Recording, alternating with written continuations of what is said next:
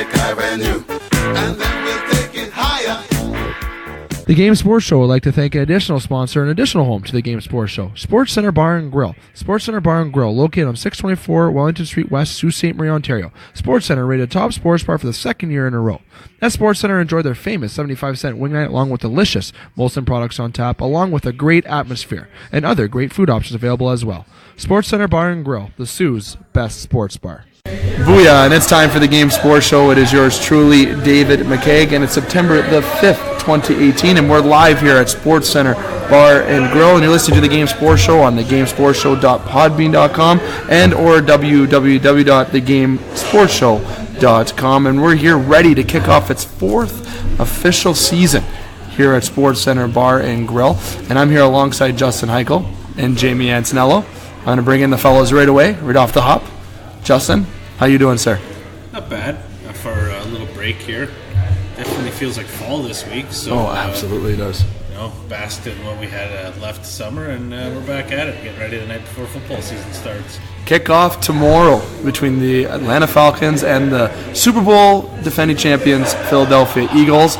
Jamie Antonello, the other guy here tonight. How you doing, sir? I'm good, man. Yeah. I love the fall. Football's back. Yeah, football is coach. back. I get to watch some NFL. I get to watch some college. Lots of football, and like you said, you get to coach Cora. We're gonna get to local football in this right after we're done the introduction portion here of the Wednesday edition of the Game Sports Show at SportsCenter Bar and Grill, and we're here for its wing night. 75-cent wings, and let me tell you, absolutely delicious wings. It's gotta be the best wings in town, and the fries too. And we also have pizza here. We have some Molson products. We got some great stuff at this table, along with the presence of great listeners, obviously, and maybe in the presence of you two. I'm just going to brown nose to you guys right off the hop. You know, it's been definitely a great summer solo, Jimmy. We had a lot of shows here at SportsCenter throughout the season. We've made In the Pocket be an all-around edition of the show, which is awesome. This summer we talked about the Steelers and Sabrecats football mostly. We had some Sabrecats guests come on this year, and it's been awesome to have the In the Pocket segment be all year round. And here on the Wednesday show, we talk In the Pocket, obviously, which is our known segment here on the Game Sports Show. And that's where we talk about football from obviously a local perspective, as I mentioned, and also the NFL, where it actually all started from Dustin Grondin's computer room. Is actually where it all started on the Game Sports Show, and then we brought it here to SportsCenter 4 years ago now, where we continued. We moved up to talk about hockey and basketball and all the fun stuff. But here on the Wednesday show, we do talk about In the Pocket with football from local and professional perspective, and we also talk about basketball. We talk WWE. We talk variety of sports, and we're going to try to get to the variety of sports tonight if possible, but this is going to be probably most likely invaded by NFL and football talk in general as Week 1 gets underway here in the National Football League.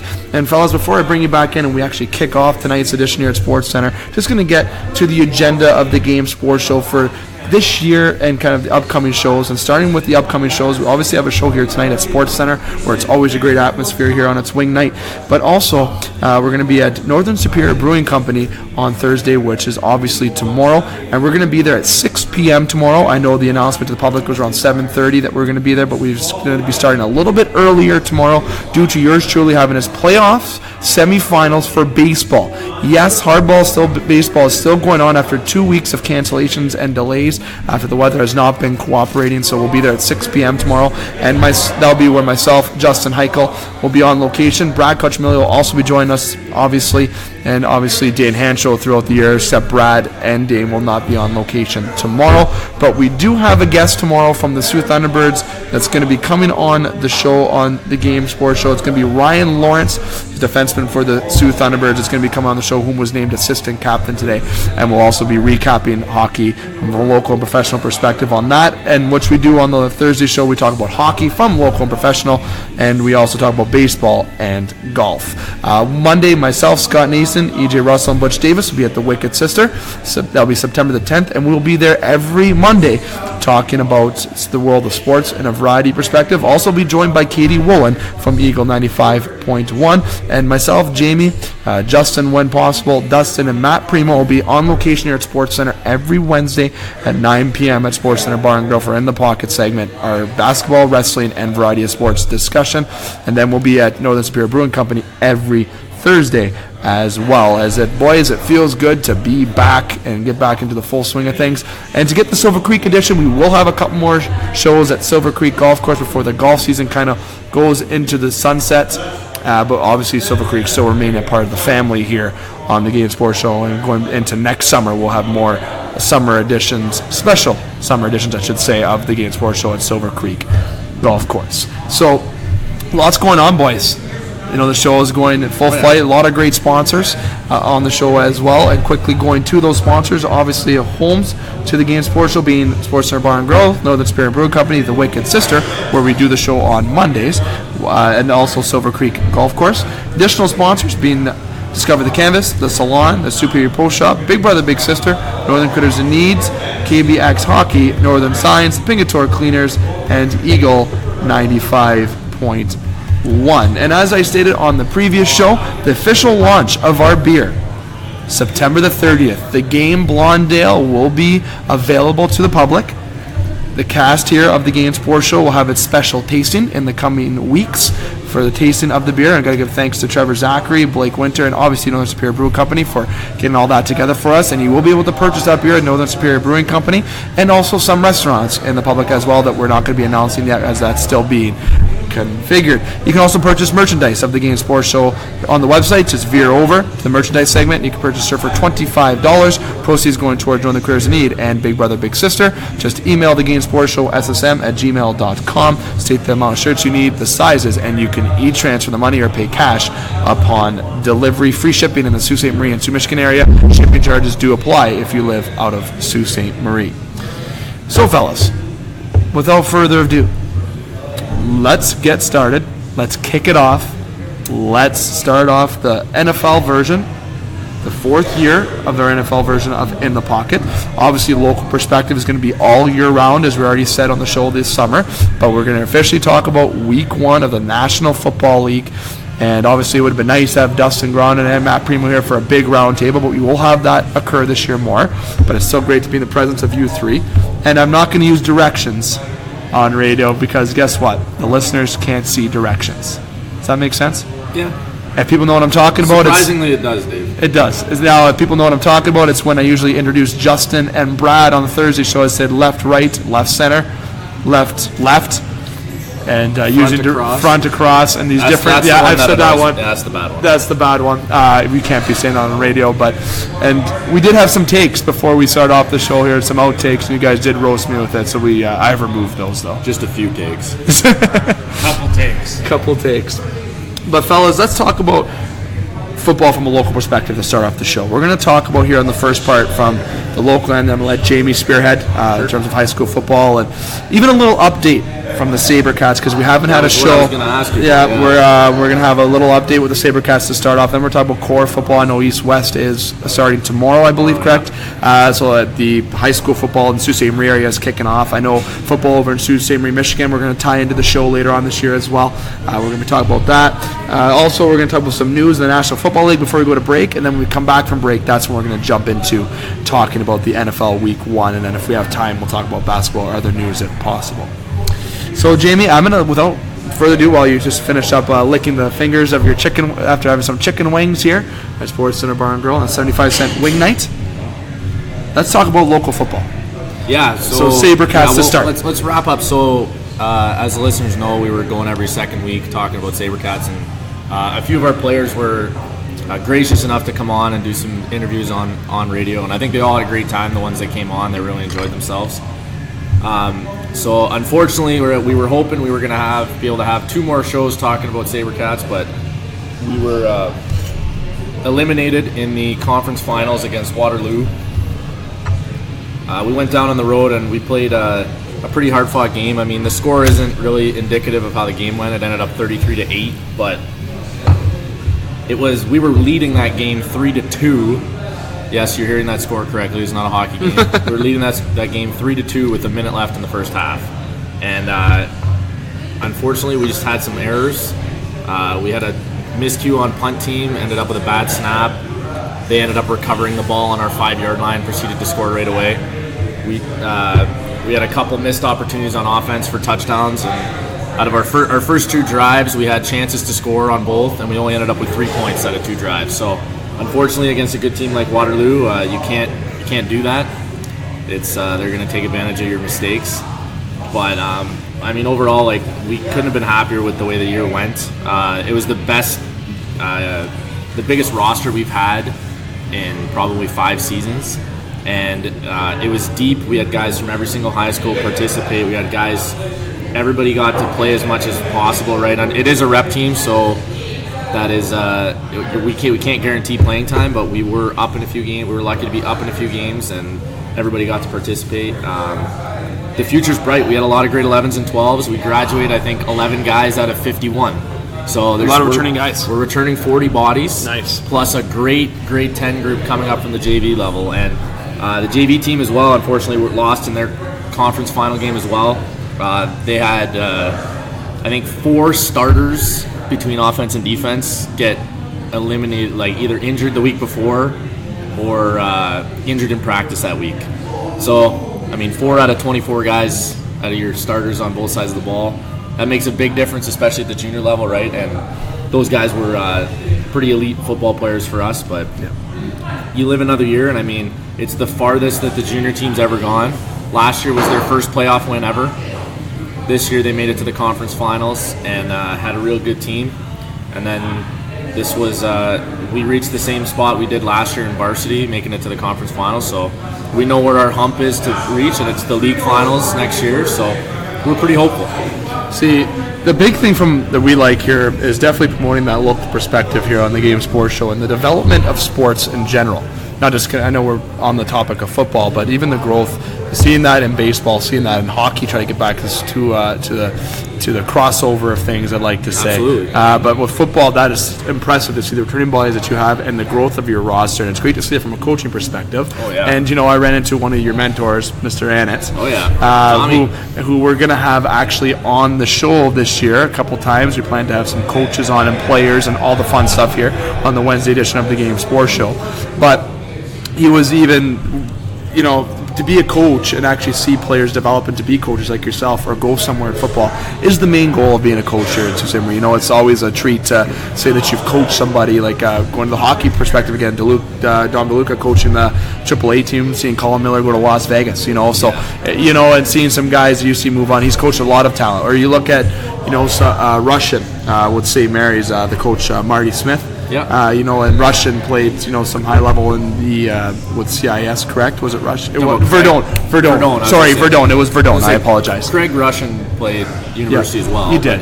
He never reached the level that Jordan Verdun. Verdun, and Verdun He was playing with the CFL for a few years. Yeah. He bounced around team to team, but he was on a roster for I think 5 seasons. Yeah. So one of the guys from St. Basil's too, isn't he? Yeah, Jordan Hoover is, and Morrison's in the CFL. So Jordan Hoover currently plays for Edmonton. Yeah. And at the start of this year, he was starting in their secondary at corner. Yeah. He's been shuffled around a little bit. Unfortunately, with the CFL, there's rules about number of Canadians on the field. And wow, yes, that's right. So they kind of set positions to be played. So a lot of the time on defense, it's like, okay, our corner to the wide side is going to be a Canadian spot, but they can shuffle that around, and not everybody can play a different spot in the secondary. So, but he's on the roster. He's playing a lot of special teams. He's in his second year, right? He's doing great things. And then Alex Morrison's another guy. He was he got drafted by Montreal 2 years ago, the same year as Jordan did, to Edmonton. And unfortunately, he didn't make the roster last 2 years ago. But he had a year of eligibility left, so he went back to the University of British Columbia. Yeah. Had a standout season again in his 5th year. And then he was unfortunately in April, right before the season started, he was running mini camp drills and he tore his ACL. Uh-huh. So he's out for the year, but he's still under contract with Montreal, so he's still being paid and he's rehabbing. And playing with Johnny Menzel. Well, potentially next year, right? That's the potential now. So it's exciting. He had a really good camp. The coaches like him there, so we're hopeful to be able to watch next year. Hopefully, we're talking about potentially making a road trip down to Montreal when Edmonton heads down there. If both those guys are on the roster at that point next summer, that'd be awesome. We'll be able to go see them both play live. See, that's the big thing. Getting to the topic of Cats, even going into the local perspective. If you've seen a coach, coaching these players to grow is huge. And this perspective to where you see the growth and talent, because there's a lot of athletic individuals here. It's just a matter of going through the program and working hard. And individuals. There's like not yourself. a lot of athletic individuals at this table, but there is in this city. Yes. I think no. There's a lot of athletic minds at this time. Yeah, they're like that. You see, but the big thing is having the coaches like yourself. We're obviously grateful to have individuals like Annette with yourself, Jamie, and being a part of, and Dustin as well, coaching. It's a lot of. It's great to see the development of players that can come. And the Sabrecats did have a great season, and I'm definitely thankful for the players that came on, and look forward to having them on going into next year and see what the team can even do next year. But tomorrow. Let you dive into the high school football here on the perspective with Sault Ste. Marie. Coaching Cora, this year defending champs. We are. For I think you won it 2 years in a row, junior, correct? we're back-to-back. Back-to-back, And then in senior, they won last year for the first time in 25 years. So that's big. So, it's definitely a program in Cora that's excelled. I remember when I was in high school, Cora was not a good football team. Those were the down years. Yeah, the big down years. Had Mitch Dianese at quarterback, and Dustin can certainly talk to you about those days. No, he's never talked about that before. Never. And When I was in high school, Cora was nasty. Yeah, it was that. Yeah. Like, they were a gnarly team to play against. Yeah, you had the Were they- days there. the tough kids there? There's some dudes on They those had teams. their defensive line was like a Khalil Mack with like a JJ Watt. Well, you played against Vanderloo, right? Vanderloo. Yeah, he's ridiculous. who was that? What's his? Is that Curtis? Tyson Vanderloo. Tyson, sorry. Yeah. Curtis, yeah. Wow. I mean, So- you only get hit by Adam Day once, And you realize it's not something you want to do. and We don't see day, you see don't- night. You don't let it Is happen that again. is that pun intended? Was that a good one? No? You're reaching, but I get it. I appreciate the effort. So, I mean, Has he heard that one? Guaranteed he it was has. a thing that happened. Yep. I'll say that. Yeah, that's just happened. But anyways, Justin, thanks for that input. It is much needed at this table. Jamie, I'm going to talk about East-West starting tomorrow at Sault Ste. Marie. Always a big thing. Always a big. I know it's a thing for students that they enjoy. Absolutely. And obviously the players enjoy as well. But I want to get your kind of update on the East-West matchups. The teams this year for junior and senior. If you have any news to bring in terms of favorites. Some players that we should be able to watch on the field for all teams. In most perspective, I know you got the inner track on the Cora Colts, obviously makes sense. But just in general, from a broad perspective, what can Sault Ste. Marie community, Sault Ste. Marieites, I think I'm saying that correctly, right? Sault-ites, thank you. You're so close. And so I tried. It's not like you haven't lived here your whole life. No, I haven't. In my mind, I haven't. The Sault-ites, what can they expect from high school football in Sault Ste. Marie this year? Yeah, I think we're due for another pretty balanced league, as it's been the last couple of years. I mean, and even White Pines, who's had a bit of a down couple years where haven't been as competitive. They return a lot of guys, and their senior team has, I think, 5 guys on their team that were starters for us in the summer. So that's a pretty substantial number in a city our size, and considering there's only 4 high schools, that's a pretty good number. Yeah. Wow, 4 high schools. That's insane. It's tough, right? Like, That's compared to wild. back when we were there was 6, so you get a little bit more they balance. stayed in shape all summer. That's it. Well, a few of them are big boys, though, so they're still going to struggle. They're but in football shape. they're in football shape, absolutely. Are they circular? So Jamie and I are in football shape all the time. It's true. I wouldn't want to go in the trenches against We both live of in you. football shape. You guys would eat. I'd be a running back. I feel like you'd eaten up. Yeah, we live in football shape is a good way to put it. I like that. Forget, what'd you play in football, Justin? What was your position? Defensive line. Defensive line. What'd you play? Offensive line. Oh, shit. So you'd have been protecting me. No, I wouldn't have been running back. I would no way. protect for you. Yeah, he'd protect you like the Steelers' offensive line's protecting Protecting Le'Veon. Oh, God. We'll talk about that. We go. need to get to that. Back to local. Sorry. We like to It's be been around. it's fine. Yeah. It's been a pretty balanced league. So obviously Cora's returning as defending champs in senior and in junior as well. So the senior loop, so it's mirrored schedule again. So the first game is going to be Thursday, so this is September 6th, so tomorrow, based on when we're recording. But if you're listening to this, it's going to be probably today. Yeah. At 3:30 p.m. at Spear Heights, and yes, it's an early start time. It's I have an opinion about all of this start times with the school board, but I'm going to kind of hold it to myself. You sure you want to? You're allowed to. Well, I mean, I'm going to, but It's smarter if there is potential for me to try and get hired by them eventually. So Yeah. But I mean, I could say that it's lame. There you go. Justin can do it. I don't- I can't, but he can. Well, I mean, I get what they're probably trying to do. oh yeah. What are they trying to do? What happens at East West, Dave? Okay. All right. I mean, like, my mind wasn't even there. It was when I opened the topic. You know what's going to happen now? You want to day drinking and skipping class. You want to go to a third and fourth period class as a grade 11 or 12? There's going to be nobody there tomorrow. Yeah. At any high school. No. And what are they going to do? Give them detention? The other thing What's detention? Is that still a thing? Oh yeah. Okay. Yeah. All right. It's still a thing. So White Pines is taking on Cora in the first game at 3:30 tomorrow at Superior Heights, and then immediately following, Superior Heights and St. Mary's are going to be playing at 6. For those of you that have been kind of out of the loop of the Sault Ste. Marie High School Football League in a while, it's not a true East-West where it's an exhibition game like it used to be. It's week 1, but it's labeled as East-West, right? The fans are going to be out. It's going to be a loud atmosphere still. Despite the early start time, I still think it's going to be great. And then in the junior league, the games are a little bit more spread out. All right, juniors never really had a true East-West, right? It's not the same atmosphere. Cora juniors take on White Pines 9:30 a.m. on Saturday, the 8th, and then at 6 p.m. Sunday the 9th, Superior Heights take on St. Mary's juniors. So again, why the space and times? Again, I would like a job in the future, so I'm going to avoid this. Okay. But Justin, I looked at you. I know I don't mean to be poor etiquette on radio here, but you didn't seem impressed with those times. You can just imagine. When I played junior, you played early Saturday mornings, or you played after school Thursdays, Fridays. yes. Sunday at 6. And the regular season games are still after school Thursday, Fridays. Like Sunday at 6. What's Sunday at 6?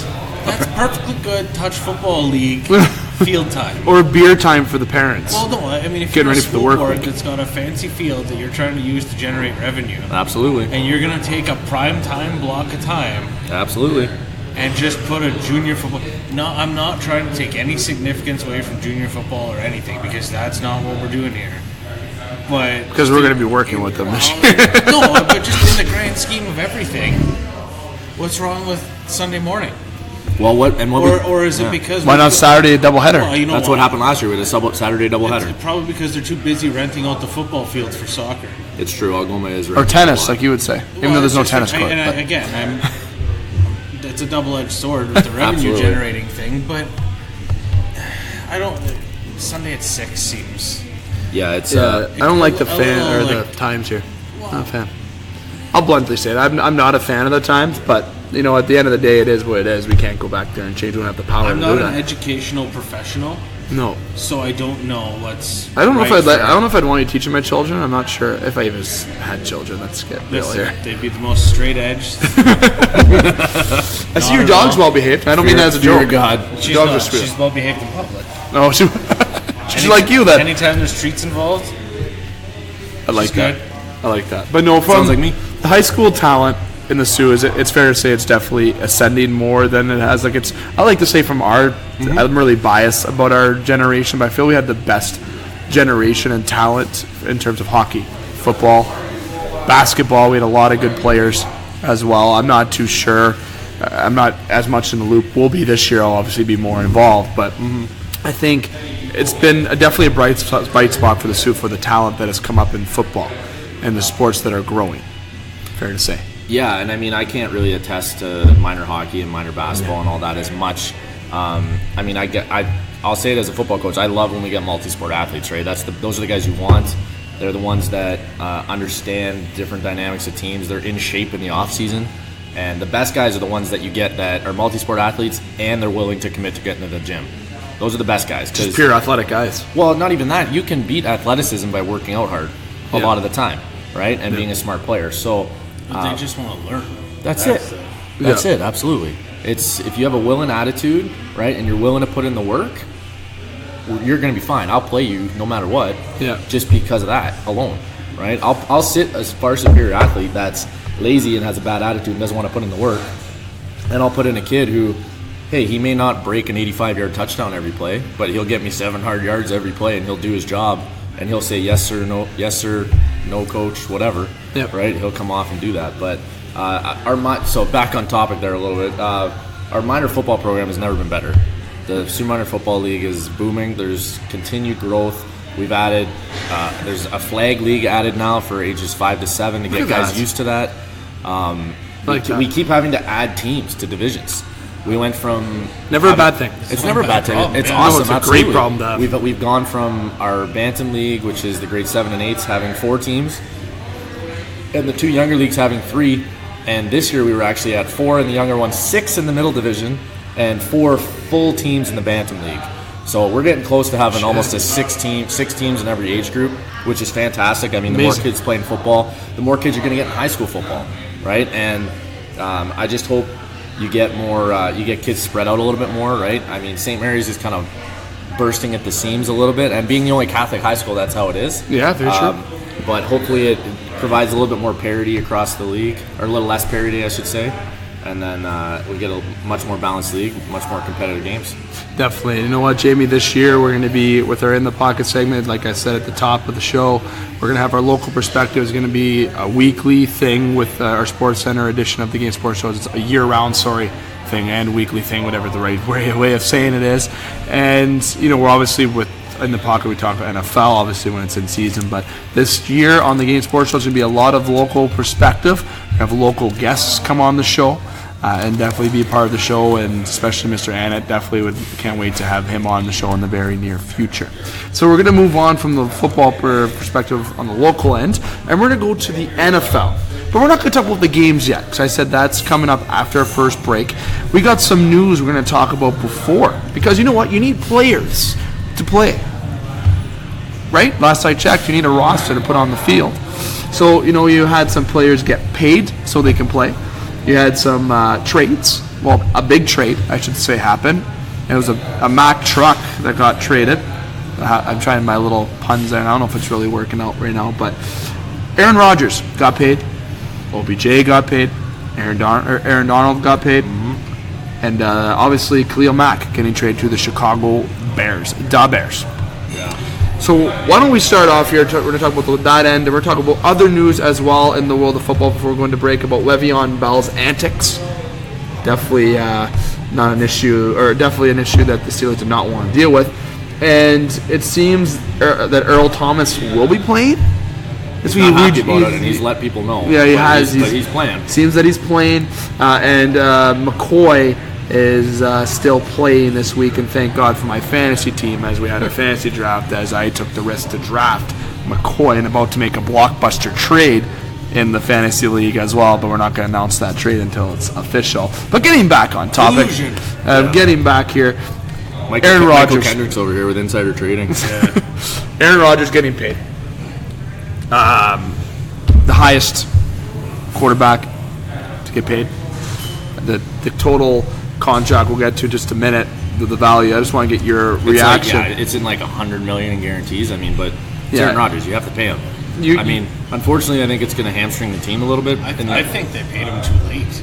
To me, yeah, I agree. They were waiting, and I think he was just being nice about it. I don't really. Like, they're trying to trade Randall Cobb now. Yeah, I keep seeing that. I'm like, what? So it's the Aaron Rodgers, Jimmy Graham. Well, you get eaten up by Khalil Mack show. Devontae Adams with a sprinkle in there. Jimmy G, I drafted him this year. You have whoever at running back, Well, yeah, what's his name? Jamal Williams. Jamal Williams. Who? I'm sorry. Something Adams or come on, man. Ty Montgomery back there, converted wide receiver. It's an yearly average. Sorry, we're just getting producer Ghost's verification with it of $33.5 million plus incentives. That's the thing with the quarterback contracts, though, right? Every single one is going to beat the next one. It is, and he's signed right now. He's 34 years old. Yeah. He's going to be signed until he's under the age of 40. Seems that it's going to be retiring a Green Bay Packer, is almost fair to say. Depends how far his football career continues to go. But Aaron Rodgers, it's 13 years he's been a part of the team, and he's joined them and they're in the 100th year this year at the Green Bay Packers. Yep.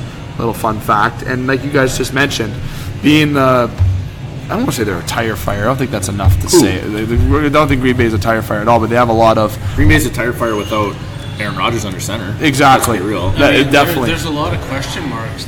There is. Is there, but like a receiver? You got Jimmy G there at tight end. They're okay at receiver for now, even without... So does he still have the weapons to provide? Oh, it's Aaron Rodgers. Aaron Rodgers will make receivers. Yeah. It's kind of like Peyton Manning in the back end of his career. Anyone who stepped on the opposite side of the field or the other side of the field, you could catch. You were going to be an okay receiver. Absolutely, he's gonna put you in great spots. So he'll make it happen for you, but I just don't. Isn't it fair to say that Jimmy G is going to be his favorite guy this year almost, though? I still think Devontae Adams leads that receiving core, not even with no question. I think Jimmy's going to have another decent year like he did last year, though. Close to 2,000 yards, close to 10 touchdowns. Well, I hope so. I think it's just the way these. Do we swear on the Wednesday show? Occasionally. You're allowed to swear on each one. Okay. Believe it or not. It's like the way these. At least you warned it. I like your warning there. That's a good warning. Producer Ghost will be ready if he needs to edit it. Stupid horse shit. That's calls. okay. You know, the hits to the head. Or the new rules. Oof. You know, so I think just because no one knows how this is going to work, I really do think this could be a tight ends league for a little while right now, in a slot receivers league. It's a very bad running back because league, I think, this year. If you run hard in a tight end position or a slot position, you can't. They can't tee off on you anymore. The defenders can't hit you. No.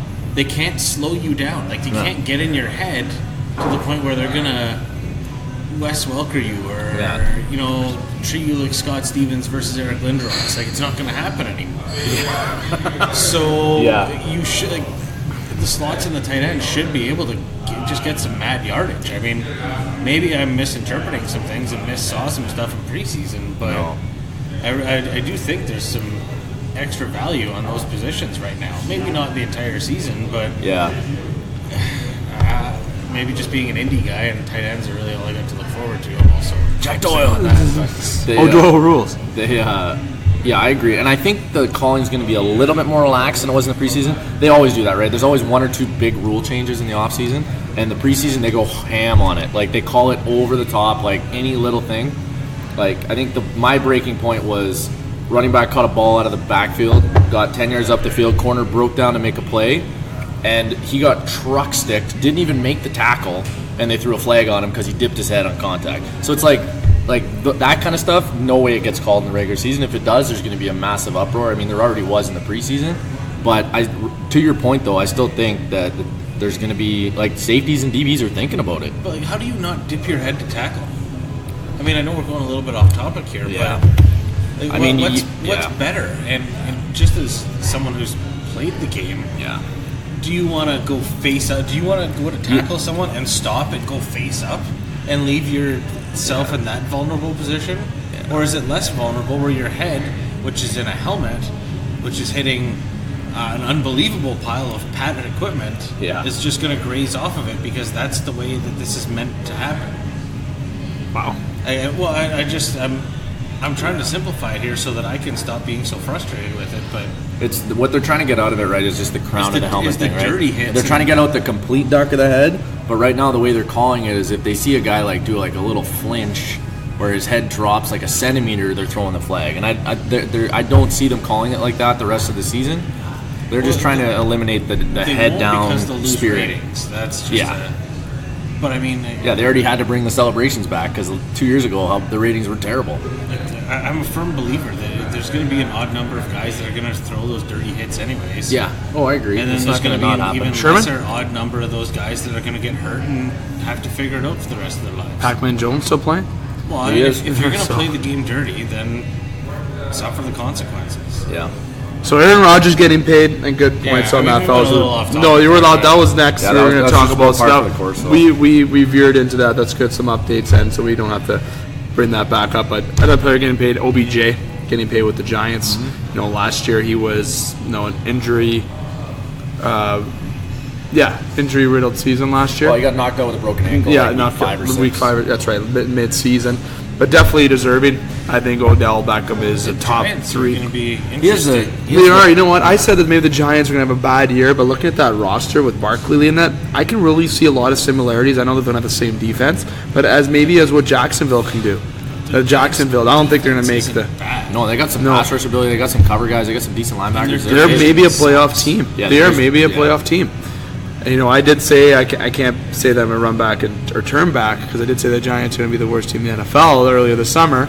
But obviously, kind of looking back, and the Giants only have to worry about Philly. They'll live and die by Eli. 100%. And he has tools now to give the ball to. He always had Odell, but now Barkley's big now. They got one giant tool under center, and he's got to be able to figure it out.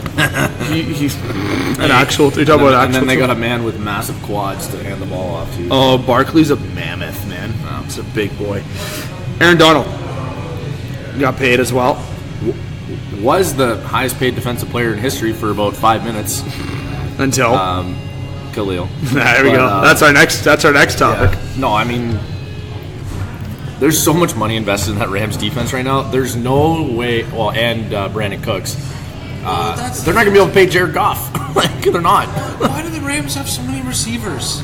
They have all of them. Like, I don't understand. Like, just going through fantasy drafts. Cooks, Cup. There's still Rams receivers. Woods. Like, they have a million of them. Why do you have all these guys? And Gurley. Like, what do you need these guys for?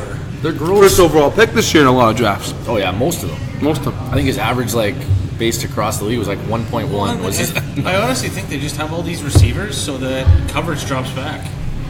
And then Gurley just goes ham. Yeah, and Cooper Kupp just makes a living in the slot and running short routes. Like, they have a deadly offense. Yeah, Cooper Kupp, the 6-foot-tall Cole Beasley.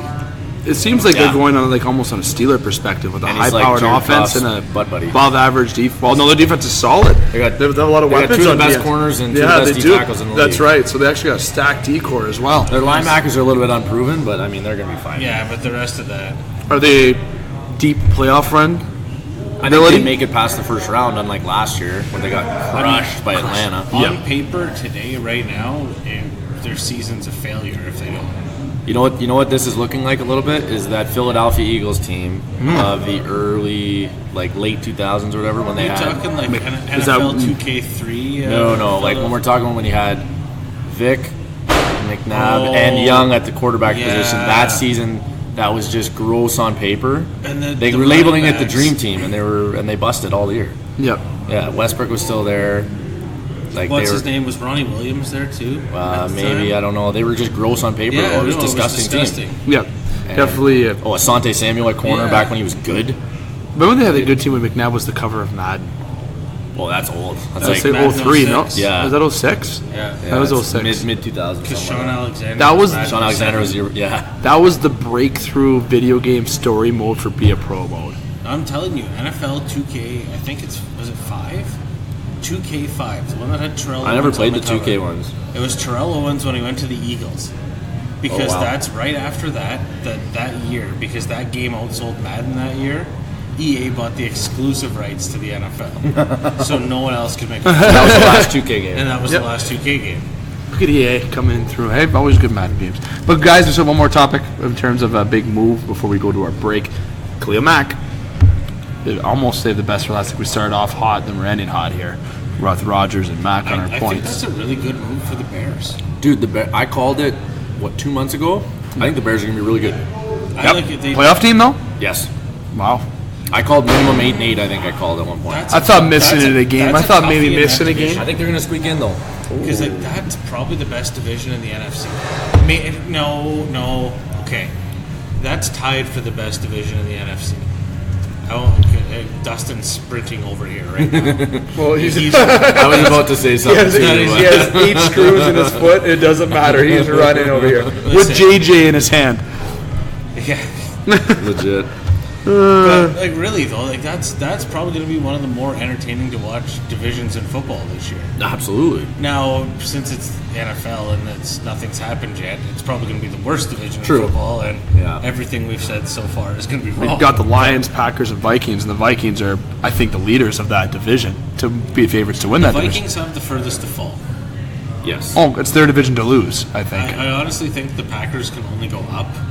Yeah, the Bears can only go up. That's for sure. Lions can. And the Lions are going to stay in the middle somewhere. The Lions have to do better than they did last year, or else everyone's still going to be their fan. Sorry, Michigan listeners. I know we have a lot of them. That's just the way it is. It was like us with the Leafs for the longest time. It's so true. You believe. You believe is actually the right way to say it, Justin. Jesus. Or if I'm making Dave McCaig jokes, you believe. Oh wow! Oh wow! It's actually better than if I said that. That's pretty clever. I laughed though because I don't know if you guys saw, but they were already making Roquan Smith and Khalil Mack T-shirts called the Bruise Brothers, and I was like, Roquan hasn't even touched the field, and Khalil hasn't put a jersey on. That's pretty good though. It was pretty good though, right? It was good. A team like this as they won the Super Bowl back in No. Yeah, their offense this year is way better than that offense. Yeah, good point. Haven't seen Rex like that since Grossman is the one word you got to think about that. Yeah. You know what, though? He's gross. They were running off the Baltimore model. Oh, at for the time. sure. And it worked. Because Baltimore did it with Trent Dilfer. Yeah. And then cut him. And who the hell is Trent Dilfer? He's got a Super Bowl. Yeah. And he's got the offensive talent of you and I combined. Dude, and now he runs with it. He runs the Elite 11 camps, and he's got a Monday night job for the rest of his life if he wants it. Yeah, he's laughing. And that blows my mind. It's nuts, man. He's got, he was Kyle Bowler. Dude, Kyle Bowler. Wow. That's... All those there's 10 years straight of Baltimore quarterbacks that we could just go off about. Well, but none of them were any better than the last. No, that's what I mean. They're all just like cookie cutter, the same pile of shit. Subpar mediocre guys who got paid they'd be a QB2 on any other roster. And then as soon as Baltimore got rid of Todd Heap, they gave the Todd Heap money to Flacco and paid him $20 million a year. That's true. You're not wrong. Wow. And that Todd Heap money was good money. He was a good quality tight end. He was Todd Heap. And then he rotted his last year in Arizona. You guys are a bit more knowledge of memory lane with the classic Baltimore teams, though. Well, there's just certain players. I'm just sitting here admiring the feedback you two are providing there. There's some guys that have worked their career. Yeah. Like George Uravicius was another one of those guys. Throwing back. Well, worker. Yeah. Actually, I have an interesting question to ask the both of you, but I'll save that before we go to break. All right. I'll save it. 2 more points, fellas, because I know we just ended with our updates there. 2 more points to say we bring up the Steelers with Bell's antics. And then obviously with Earl Thomas. I want to start with Earl Thomas. I kind of want to end with the Steelers. Not happy about rejoining the team right now. Is that going to change? Can you see him spending the season with the Seahawks or move, or do you see him things getting put under the rug? And they're already trying to trade him, right? And the Cowboys were in on it. Yeah, they were trying to send a second round pick for him, and Seattle said no. So I mean, Earl's not happy about it. He's publicly said it. Everybody's pretty well aware of it. Yep. Seattle's just kind of gone through that shift, right? They're kind of moving towards having to pay more guys on offense. They have to pay Russell. Lockett, they just paid 3 years, $31 million. 36 That's a lot of 36 money. Way too much money for Lockett, in my opinion. Way too much money. And I might be acquiring him in a trade. So I don't know. Dude, I think that's a bad signing in my opinion, but whatever, we're gonna see, man. Yep, we are. I'll say this: Seattle still has Bobby Wagner on D.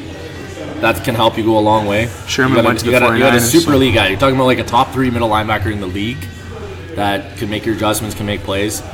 You got to hope guys around him can do a little bit. And if Seattle can get a little bit of a run game going, it's gonna make it a lot easier on that defense. You know what Russell's gonna do? I would say the Steelers make a move for Thomas. But I don't know if they can afford it. Well, you already got... There's no way they could. If you move Bell, though, maybe you could give Connor the ball. If you move Bell to... But I'm not too sure of that kind of the franchise tag nonsense goes. What's his name from Cleveland, though? Didn't you? That DJ Hayden? Oh, yeah. That was last year he went. Last year ago. I mean, that's a significant improvement, I'd say. Mm-hmm. He's a corner, though. Ever since the loss with Shazier going down, they kind of lost a big leader in that team. Shazier's no linebacker. Yeah, we're talking. That's, I guess. Yeah, like two different sides of the ball. Well, not two different sides of the ball, but two different positions. You guys got TJ Watt developing too. Which I like to say he's young Dave, JJ. Let's throw it back here. Last year in the playoffs against Jacksonville, it was not the defensive secondary that lost in that game. They were not what gave up 45 points to Jacksonville. It was Leonard Fournette running up the gut and Blake Bortles on play action. That was what lost that game. It was not a one-on-one matchup against corners. True. So it's more just kind of the line. It was one deep catch, and it was when the Steelers said, "Okay, we're tired of him running on us. We're going to go cover 0 and put 9 in the box." And one receiver made a play. That was it. That was the whole game. You guys, they scored on every touch. Jacksonville, every touch. So did the Steelers almost too, though. And that was the point where, to me, the Steelers had the option right there to make a culture change. For sure. And they didn't. And you're paying for it right now. Mm-hmm. Today. You saw it like that. So we'll jump into that topic first here. Now. We keep going. So Earl Thomas playing for the Seahawks. We expect the trade to happen there. Is that fair to say? Or do you think he spends the year there? I think he spends the year there. I think he walks after. Too. I don't think Seattle's gonna. They did it to Sherman last year. I hope it's a trade so we have some extra. I think Thomas is gonna play, and I think once he gets out on the field, like once he's with his boys on the field, and he gets in that atmosphere in Seattle, I think he's still going to be fine. I don't think he's like that in the locker room. No, definitely not. Doesn't seem like Because that I type don't of think guy. No way. Like Bobby Wagner. Yeah, Or Le'Veon Bell, yeah, or absolutely. Bell, who's an attitude problem. Yeah. Speaking of Bell, Yeah. offensive linemen are fed up with Bell's antics, and a better way to put it, Bell's fucking bullshit. Well, Hello. if you're not going to show up, and all these guys have been busting their ass all summer, hottest month of the goddamn summer. These guys showed up, hustled their ass through practice. 2 days, sometimes 3 days. And, No, and not this, anymore. no, No? not No. anymore. They're a little. One a day's max now. One a day is, I maybe, think- what's a gym workout? No? Or is that, I yeah, think so they yeah. have like one a day with the gym workout. Lift meetings, practice. That's the one whole day of mandated physical contact or something like that. Yeah. Yeah, they can only do 3 before their first game, in minicamp or whatever. Like they're pretty limited now. But regardless, Anyways. Guys show up and Steelers. put in the work. They're goddamn right. They're allowed to be mad. absolutely. And the whole assumption of the media is that this guy's going to show back up and just walk on the field and play. No, look at his first 3 games last year. He did hardly anything. And I mean, he was unreal after that, but it took him 3 games to get back. I believe in Connor. I really I like James do. Conner too. He's a good player. He had a good preseason. Pittsburgh loves him because he played at Pitt. Yeah, he did. Pittsburgh loves him. And the Pittsburgh Steelers system has always been favorable towards running backs. Absolutely. If you're willing to buy into the system will work for you. There's really only 2 teams in the NFL where that's been a mainstay for as long as I've watched football, and it's been Pittsburgh and Denver. Yes, you're not wrong. And the system, It's literally super run heavy offenses. One super gap scheme, the other super zone scheme. But they're the exact same. Otherwise, you're right. if you're willing to buy in, you'll succeed. Yeah. See, That's all it is. It's just the Bottom way line. it is. don't you expect maybe Tomlin or management to kind of step into this now and be like, don't know. okay, oh, I don't- no. Management, no. management That's not the wants- Steeler way. No, No. management wants nothing to do with it. They're hoping it goes away on its Because, own. well, management's had a gift for a very long time Yes. in Bill Cowher. Because Wow, he, didn't even think of that. nothing flew. Yeah. And he had a locker room full of guys where nothing flew. Like, there were some, They were the ultimate culture team. there were some dudes there. Heinz like Ward. Jerome Bettis, Bettis, the bus, buddy. Timmons, There's some. Yeah. Paul Amali. Harrison, when he was there. Big guy in the locker room. Casey Hampton. Yeah, Casey Hampton. Hampton. Holy guys, shit. Yeah, now you're getting me back His head there. was the size of a propane tank. It's a large human. Yeah, it is. It's a big boy. And so management had a coach that the buck stopped there. Yes. And now you got a coach who's a player's coach. And not to say that there's anything wrong with players' No. coaches, but players' coaches Generally, it's a little looser though. have a shorter lifespan than hard-nosed coaches Absolutely. Yep. in the long run. Because there's certain hard-nosed coaches. When you look at hockey, Mike Keenan's got a 2-year lifespan on any team that he goes to. And that's just not wrong. because he chews through players. And if the players buy in, perfect. If they don't, well, you kind of do the pros, cons, and flipping the roster. But I think the Steelers had a chance in the offseason to do something about it. Your quarterback's too long in the tooth to do it, so you wanted to make a push to see if you could do something this year. And right now, it's looking like it's coming apart at the seams. It's a definitely long the season, Steelers. True. Are, We haven't even played it down. Steelers have a division that they should win. I think right now, and that this is the year for them to potentially try to they should. get back to that, so they get to the Super Bowl if they want to get there before some things change within that organization. I think it's almost a win or bust situation. I seriously think it's due. I really think it is. That's why they didn't change the culture, because they're looking at that offense saying, we don't have Bell forever. We don't have Big Ben. Ben's 35. He's getting And older. He's not getting younger. He's been talking about retiring for 4 years in a row. So. Yeah. Hey, you know what? Just to go back. I'm going off topic. No, all over dude, the do it. place here today. But It's okay. I bought an extra few minutes on the first part here. well, Aaron Rodgers and Roethlisberger were the same draft, no? Yeah, they were. No. Or were they a year apart? Year apart. Roethlisberger was 1 year ahead. Yeah, that's So right. Yeah. Because it was Actually, Roethlisberger, have that Eli in your Manning, what's Phillip Rivers, all the Roethlisberger same getting year. paid? That's a very curious question. I'll get. Because producer Bell's goes to making get on that. 14.5 on the Because I'm pretty sure franchise that tag. if we're just getting paid off accolades, I would much rather have Ben Roethlisberger Just based on that, you're right. than I would Aaron Rodgers for that amount of money. Absolutely. And I bet you Roethlisberger's making less than Flacco. Okay, this year, producer Ghost is telling me right now as we speak, base salary is 12. Oh, he's making way less than Flacco. Signing, so I'm guessing it's a signing bonus. Signing bonus 6.2. And he's still making less than Flacco on the signing bonus too. And roster's a $5 million. So his cap is $23.2 million. Dead cap $17.4. So $23 million. It's about what he's Flacco's top at. 10. Yeah. But still, I mean, he's got 3 Super Bowls. Two, but been to 3, right? Yeah. Lost to Rogers. Lost to Rogers. Lost to Rogers. That was a good game, actually. That was a great. And he's $31 million guaranteed with the signing bonus. At $29.75 guaranteed with injury only. Incentive is $9 million a year. So that's the fun little bonus there. But his contract that he signed was 6 years, $87.9. Right, which was pretty reasonable for a quarterback. I'd say you get a better value.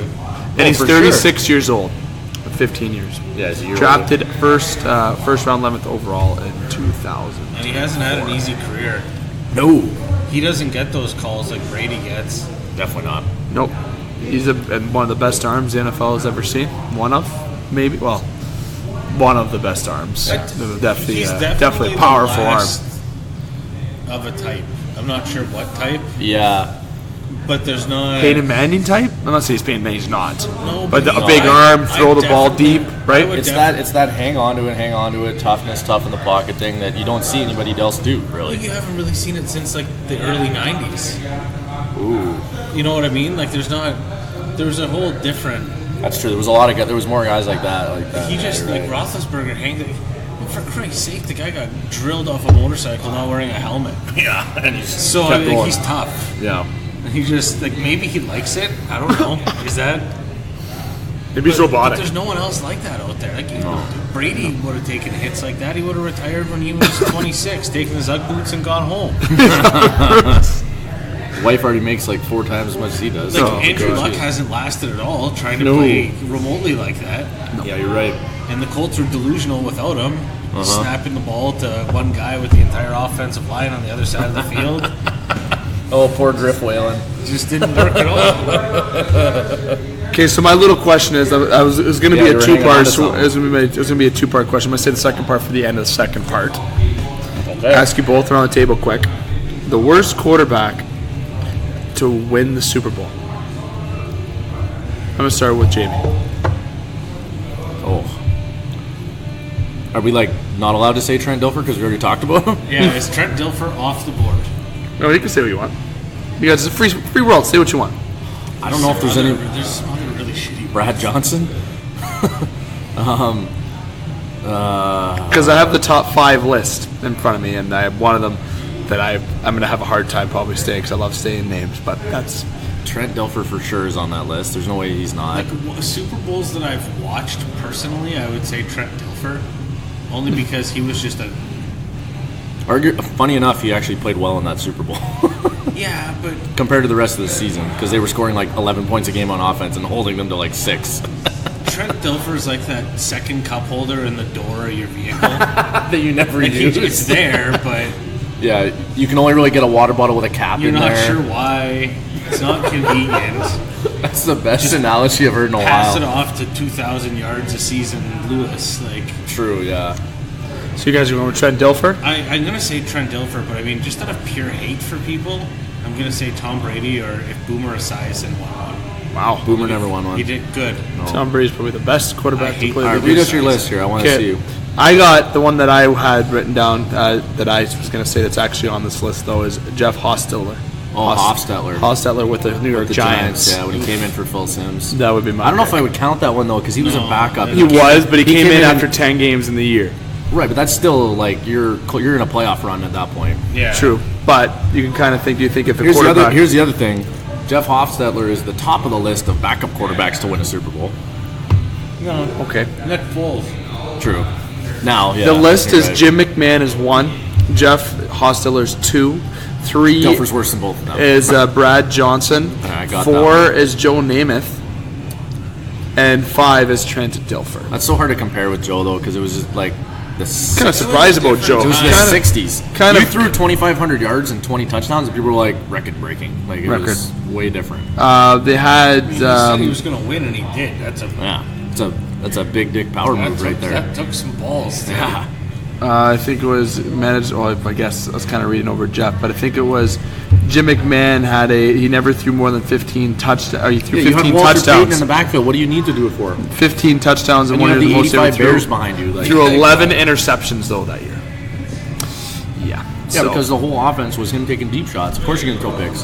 He was. I bet you 9 of those 11 picks were better than their best punt all year. I bet you anything. I bet you any money. He was just the Times Rex Grossman. Yeah. With a better defense and one of the best running backs of all time behind him. Yeah. It's just the way it works. And sometimes you get meet up with the sheriff and he takes you to town. Yeah, like that. Fellas, that's 55 minutes. That's 20 minutes overtime. I mean, but that's allowed. That's good. We told producer Ghost and kind of the producers that we're going to be about the hour and a half, 2 hour range. They were on our opening show. We're in the kickoff NFL part of the season, so lots to talk about, a lot of news. We also haven't had a show at Sportscenter for about a month. So we took a month off in August. So we definitely had a lot to talk about. But we're still going to sip on some Molson products and whatnot. All the fun stuff here at Sportscenter Bar and Grill for 75-cent wing nights. And hey, I must admit here, the Sunday game day draws. Win 4 tickets to the Miller Lake Tap Room in Detroit, Michigan. What's this, Dave? Tell me more. Wow, I love your enthusiasm, Justin. It's great. Come to SportsCenter on a football game night, which is Monday, Thursday, or Sunday. Because you have Monday night, you have the Thursday night, and you have Sunday, obviously being football. 1 ballot per customer, must be 18 years of age, obviously. And it's Sunday night. There's 4 draws, a new draw every week. You just come in on Sunday, and you come in and you purchase a ticket for the draw for a chance to win tickets to a Lion game. The one, Adam Magic, was on the SportsCenter Facebook page. Won the Cleveland Brown and New York Jets. Sorry, New York Jets. Yeah, the first game, the Jets and Patriot tickets, and that's the tickets that Pataluca's going to. So there's a lot of people going to that game. There's a lot of people going to that game. So you want to make sure you come down to SportsCenter anytime, obviously, but make sure to come and get a part of that draw. Those are some free tickets to win. What else can you ask for to be able to enjoy the time of the Miller Tap Room and watch potentially Tom Brady play against the Detroit Lions? Fellas, quick break. When we come back here on the Game Sports Show SportsCenter edition, we're going to be talking about the Week 1 matchups. You're listening to the Game Sports Show on www.thegamesportshow.com and thegamesportshow.podbean.com. We'll be right back after these messages. The Game Sports Show would like to thank an additional sponsor and additional home to the Game Sports Show, SportsCenter Bar and Grill. SportsCenter Bar and Grill, located on 624 Wellington Street West, Sault Ste. Marie, Ontario. SportsCenter rated top sports bar for the 2nd year in a row. At SportsCenter, enjoy their famous 75-cent wing night along with delicious Molson products on tap, along with a great atmosphere and other great food options available as well. SportsCenter Bar and Grill, the Sioux's best sports bar. The Game Sports Show would like to thank an additional sponsor and special edition home to the game, Silver Creek Golf Course, located on 104 Bellow Lake Road, Garden River, Ontario. And also shout out thank you to Silver Creek GM Jamie Henderson. Silver Creek Golf Course has many specials to offer for 18 holes, 9 holes, and even Twilight Deal specials. It does not matter what your level of golf game is, it is a must to enjoy the scenic course, memorable experiences that Silver Golf Course offers. Silver Creek also offers a Thursday wing night for you to enjoy food after a stellar time on the course. You can book your tee time by phone or online at golfsilvercreek.com. Silver Creek Golf Course, where all are welcome to play. Get Wicked Catering from the crew at the Wicked Sister. We like to think of ourselves as foodies. While our favorite foods are paired with a beer tasting at the Wicked Sister, you can now have the same creative menu for your next catered business luncheon, family get-together, wedding, or holiday party. Our white truffle risotto appeals to your gluten-free and vegetarian guests. Add sautéed shrimp or freshly grilled chicken for a pop of protein. Or let us build you a custom menu to suit your needs. From plated events of 15 to buffets for 200, the Wicked Sister will cater your event with tapas, snacks, cravables, or a full sit-down dinner. The Wicked Sister, where you'll be treated like family, whether you like it or not. The Game Sports Show would like to thank a list of additional sponsors. North Shore Sports and Auto, new location located on 647 McDonald Avenue, Sault Ste. Marie. A family-owned and operated business with doing business in Sault Ste. Marie for over 10 years. Loads of products available for your enjoyment for all seasons. North Shore Sports and Auto, we understand the importance of quality service and products, and we work hard to ensure that all customers have a positive experience before and after each and every sale. North Shore Sports and Auto, meeting all of your new and pre-owned equipment needs. Special thanks to Salon. The Salon, located on 589 2nd Line East, Sault Ste. Marie, Ontario. Owned and operated by Mike Cuglietta. Book your appointment today at 705-941-9191 or via online at https://thesalonsue.as.me-. The Salon, making the Sioux beautiful, one haircut at a time. As well as a shout out to the Superior Pro Shop. The Superior Pro Shop, located inside the Community First Credit Union Superior Arena on 285 Northern Avenue East, Sault Ste. Marie, Ontario. Owned and operated by Jeremy Paquin and ran by Larry Monroe. Superior Pro Shop, for over 40 years, meet all of your skate sharpening, skate repair, and hockey needs. Also to Discover the Canvas. Discover the Canvas, located on 317 Wellington Street West, Sault Ste. Marie, Ontario. A beautiful, new renovated building owned and operated by expert artist and Sioux native Katrina Thibodeau. Katrina taking her talents of the ink in Sault Ste. Marie and truly creating the best and most realistic art locally. Call Katrina today at 705-450-8099 or email her at discoverthecanvas@gmail.com to book your tattoo or consultation today.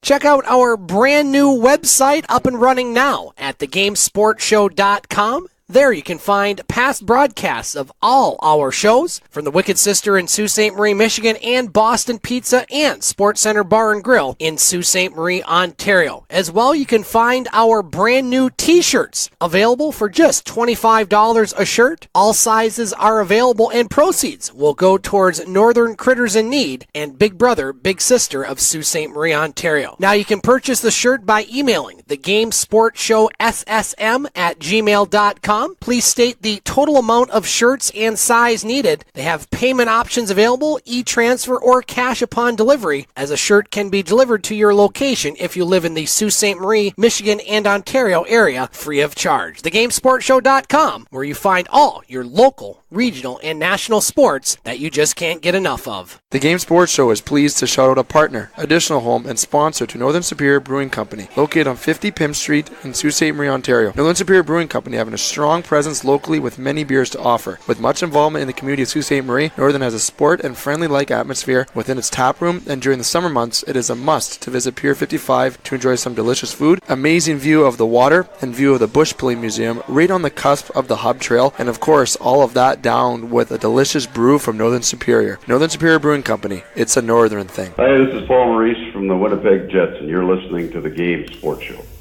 Welcome back to the Game Sports Show. Yours truly, David McCaig, alongside Justin Hykel and Jamie Antonello on this Wednesday, our Sports Center edition of the Game Sports Show. And we are continuing our In the Pocket segment. And I will say right at the top of this part two that we will be just talking about In the Pocket today. We will be updating in the world of basketball and WWE and variety of sports our next edition of the Game Sports Show at Sportscenter Bar and Grill. Next week, it's just a kind of thing with time constraints, as we have plenty to talk about here on our Season 4 of In the Pocket edition. Officially, we're into our fourth year of In the Pocket here. And Jamie, in the first part we talked about local. We also talked NFL there and some little fun topics that we discussed. But now we're going to actually talk about the games. Pun intended. The game. That was a good one. That was actually decent. It's clever. Nice one tonight. That was, yep. So Week 1 presents a lot of good matchups, obviously with the matchup being tomorrow for the season opener, being the Battle of the Birds, the Atlanta Falcons and the Philadelphia Eagles in Philadelphia. Kickoff at 8:20. Then we have the San Francisco 49ers playing the Vikings, Titans against the Dolphins, the Texans against the Patriots, the Jags against the Giants, the Bengals against the Colts, the Colts are the favorites, by the way. Yeah. Buccaneers against the Saints, Bills against the Ravens, Steelers against the Browns, Chiefs against the Chargers, Skins against the Cardinals, the Cowboys against the Panthers, the Seahawks against the Broncos, the Bears against the Packers, and you have a Monday night doubleheader between the Jets and Lions being the first game, then the Rams against the Oakland Raiders. So, fellas, on this part, we're just going to do kind of brief. We're going to talk about a couple games. I'm not going to talk about all the matchups. Here, we're going to do what we do here on the game is we talk about a couple games. If we do go through all the games, and that's just the way it goes, because we're just going to do a pick them and choose them. But we are going to choose our predictions of the winners, and then I do have one question that I want to ask at the end of the segment to you guys before we conclude tonight's show. But I think one game that's obviously fair to talk about right off the hop is the one that starts off the NFL season tomorrow in Philadelphia. The defending Super Bowl champions, Philadelphia Eagles, against the Atlanta Falcons. The Game Sports Show's own Dane Hanshaw, being a big fan of the Atlanta Falcons, has a lot of hope for those Atlanta Falcons again this year. The Falcons, we'll be honest, Jamie, I know our predictions are on one side of the spectrum here in comparison to Dustin Grondin having a difference of opinion. I'd like to get Justin's opinion, obviously, on this when we get to there. But the Falcons, Eagles, give us your review on that matchup, Jamie. Yeah, I mean, Carson Wentz isn't ready yet, so it's still going to be Nick Foles, which, as we saw last year, was not a bad thing for Philly whatsoever. Funny enough, a Philly D-line that was disgusting last year got better with Michael Bennett joining the fray.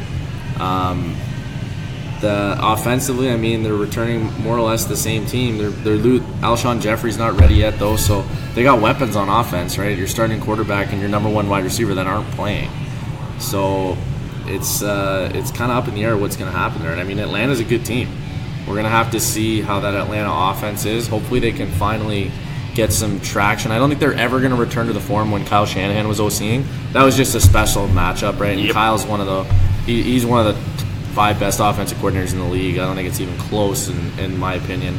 And Steve Sarkisian there, I just don't know if there's a mesh there with him and Matt Ryan. You got to find it. It's just it was a weird hire for me in the beginning, like when they signed him. The only mesh there is Sarkisian in the bottle. You're not wrong. That's it. Yeah. And it just depends how drunk your offensive coordinator is Sunday when he calls the game. Yeah. I think that's why he was better at the college level, because they played on Saturdays. Well, that's Saturday mornings. It was only one day into his bender at that point. All he had to do was walk through the tailgate, and he was fine. Beautiful. Or he might have went drinking. Or started. He started. A little hair of the dog, but it's 1 p.m., so he's fine. How screwed up can he be by that point? Night, he's going to be stress drinking all day tomorrow. He's probably pickled right now. It's true. Okay, Justin, Eagles, Falcons. I'm taking missing the Eagles. A lot of guys. You're picking the Eagles? Yeah. Wow. I want to make a bet with you because I'm dealing with Dustin. Game. They do. You're not wrong. If you can chew the clock. That defense is good enough to keep you in every game. Don't think the Eagles didn't learn a few things in the Super Bowl. Yeah. Against the anointed best team in the universe that anyone's ever seen, because Tom Brady plays for them, because he's the best. Says a Colts fan. According to media. Other than me. You're a big fan of New England, I see. Big fan. Huge fan. Big fan. So I am, just to put it in perspective, I am as much of a fan of Tom Brady as Donald Trump is of Nike and Colin Kaepernick. Wow. I wonder if people are going to be kneeling in this game. So I think there's going to be a lot of guys staying in the locker room. Wow, okay. Because that was the alternative that got presented, right? I honestly hope so, because this is such a big shit show. So stupid. Big nonsense distraction. I thought when we watched football is for the players and for the fans to enjoy, not to worry about fucking kneeling. Sorry. I don't know. Does Donald Trump stand up for the anthem at home while he's watching it, or does he sit on his couch like everyone else? I literally bet you he actually stands. No, he's probably just tweeting. I guarantee he's tweeting from his toilet. You know what I mean? Like, if you're going to beat this patriotism drum and you're not standing up for the anthem at home, then I don't want to hear your shit. Exactly. He's combing his fake hair. He's choosing his hair, which was like... He's combing it on the mannequin in front of him. Yeah, that's exactly what he's doing. And petting his cat at the same time. I don't think he has a cat. You don't think he has a cat? He definitely looks like a cat guy. I don't know. Okay, we're getting off topic here. We'll worry about that. He picks up his cat and he grabs it. Yeah. We'll do the prediction on this game, then we'll do some more recap on games, then we'll do a prediction at the end. Yeah. Jamie, I know we're on the same page with this prediction. I'm going Atlanta, I think, but I think it's going to be close. I don't think it's going to be a blowout either way. I still think Atlanta's going to win that game, though. I have to agree. I think Atlanta, just with Philadelphia missing Jeffrey and not having Wentz in the lineup, going with Foles. I'm doubting Foles. Never doubted Foles. They still got Aguilar. They got a tight end. They do. You manage the clock. Your defense is terrifying. I'm not saying they're going to blow them out, but... I have a bet with Dustin that the Falcons win for chicken and fries from Sportscenter, obviously. So if you want to engage on a bet with Jamie or myself, you can think about that before the end of this segment. Because they'll be easy chicken wings and fries. Save it for later in the year. Okay, you're going to save that bet. Good one. Yeah. So a game that I'll jump in much juicier one and talk about. I'm actually going to jump ahead of you guys for this. Surprisingly, before we go to you two, you guys can pick a game each that you're most curious to talk about. I'm not going to talk about the Steelers and Browns, obviously from a biased perspective, but the Steelers not having Bell in the lineup, how they can react. Sure, that's one thing we're talking about, but I think that's probably the game that not as many people are going to watch unless you are a Steelers fan, because I think a lot of people are going to be looking at a potential game, watching the game between Houston and New England. I'm definitely interested in that game with Houston coming back with that with a very all-around team. We see Deshaun Watson respond from his injury last year. I think he was having a great year last year. And obviously got Jacksonville and the New York Giants. Definitely Jacksonville's rebound, coming back from the Super Bowl, losing to New England, not to get into the Super Bowl. The AFC Championship. Thank you very much. But New York, like I said at the top of the show, I said the New York Giants are going to be the worst team in the NFL this year. I definitely take that back because I like to see how Barkley's going to do. I see a lot of a Fournette-esque season that he had last year being with the Giants this year if Eli gives him the ball. But those are not games that I'm actually not going to talk about. Believe it or not, I'm going to go to the game between the Rams and Raiders. Late on Monday. I'm very excited to see the Los Angeles Rams on the field this year. Something just tickles me pink about the Los Angeles Rams this year, about that offense, that defense, obviously arguably in the top 3 defense in the NFL, maybe, with that team, maybe. You gotta be careful now. Yeah, you got Jacksonville up there. Somebody's suffering running back envy. Yeah. That's what he's doing. Well, the Rams this year, I think they're a team that could be that team that maybe not a diamond in the rough. I don't think anyone's picking them to make the Super Bowl, but I could kind of see them being a Final Four this year. I think they have the potential to do so, and I'm just excited about Oakland's year to maybe bounce back. I know a lot of people are like, they're going to be a dumpster fire or a shit show this year. Last year they had a lot of expectations after signing Beast Mode with Lynch, right? And Carr having injury-riddled year last year again. If he can have a year that's healthy, I'm thinking that maybe the Oakland Raiders can have a better season and have above 500. Are they a playoff team? I don't know. I can't really say. I think that they have potential to fit in that wild card, to be honest, but I don't think they're going to. So I'm kind of excited to see how Oakland comes out of the gates and just how Los Angeles is going to respond to that expectation this year. And I think Game 1 is where it's all going to start. And they have that offense. They have that defense. And, Gurley this year, I went first overall in all the polls. I think he's going to go as presented and just be the most lethal running back in the NFL this year. So excited to see how he starts Game 1. Okay. LA is, I think they're going to be similar on offense to what they were last year. I think defense are going to be slightly better, but they were 13th or 14th ranked defense last year. I think they'll get into the top 10. I think they're going to. You don't think they're a top 3 D? I think they're a bubble. I think they're going to host a playoff game again. But they're not going to have a bye in the first round, I don't think. They're not that good. There's better teams in the NFC. They're going to leapfrog them then for that spot. And then Oakland, okay, we got to come back down to earth a little bit on Derek Carr here. The year that he broke his leg and then they got killed by Houston in the first round of the playoffs. You're welcome, everyone who doesn't like the Raiders. Hey-o. Yep, Colts.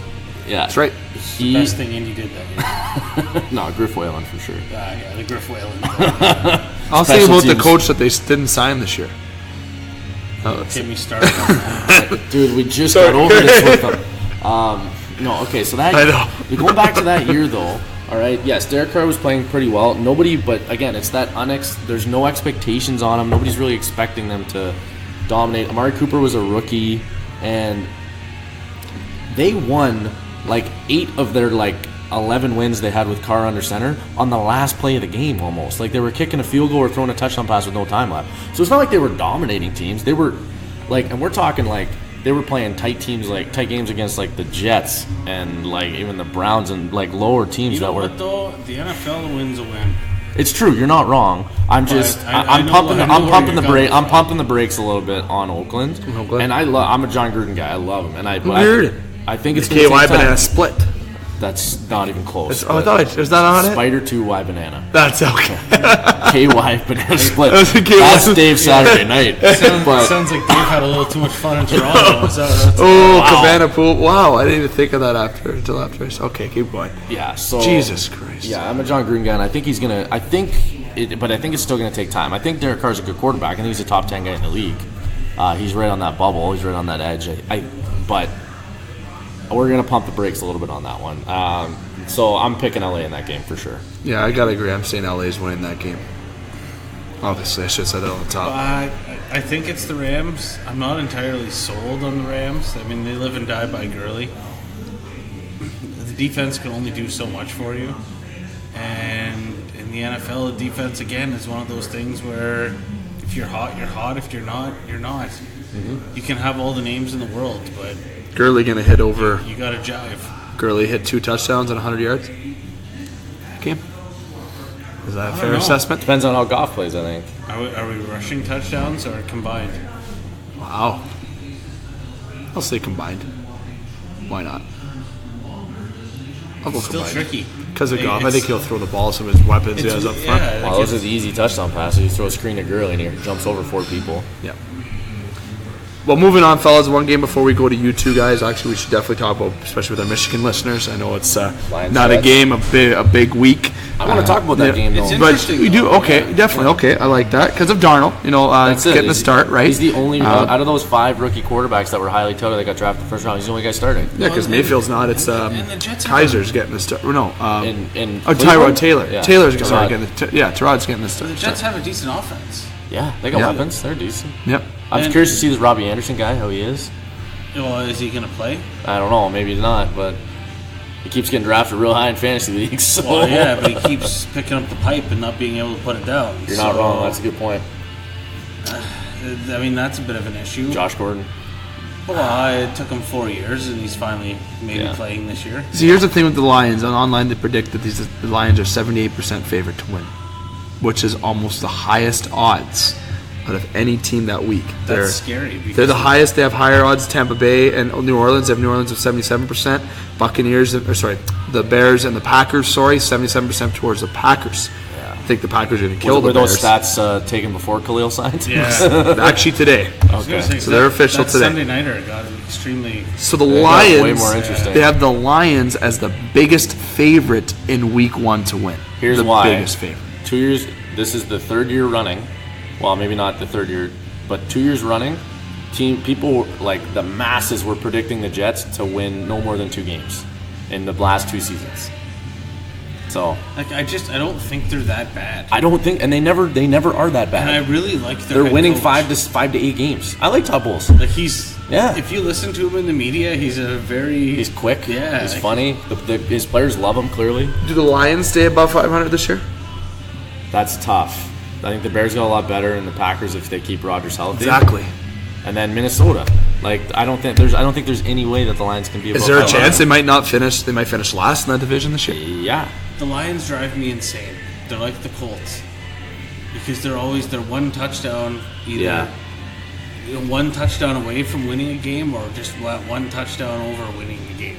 Yeah. They're 2 minutes away from winning or losing every friggin' game.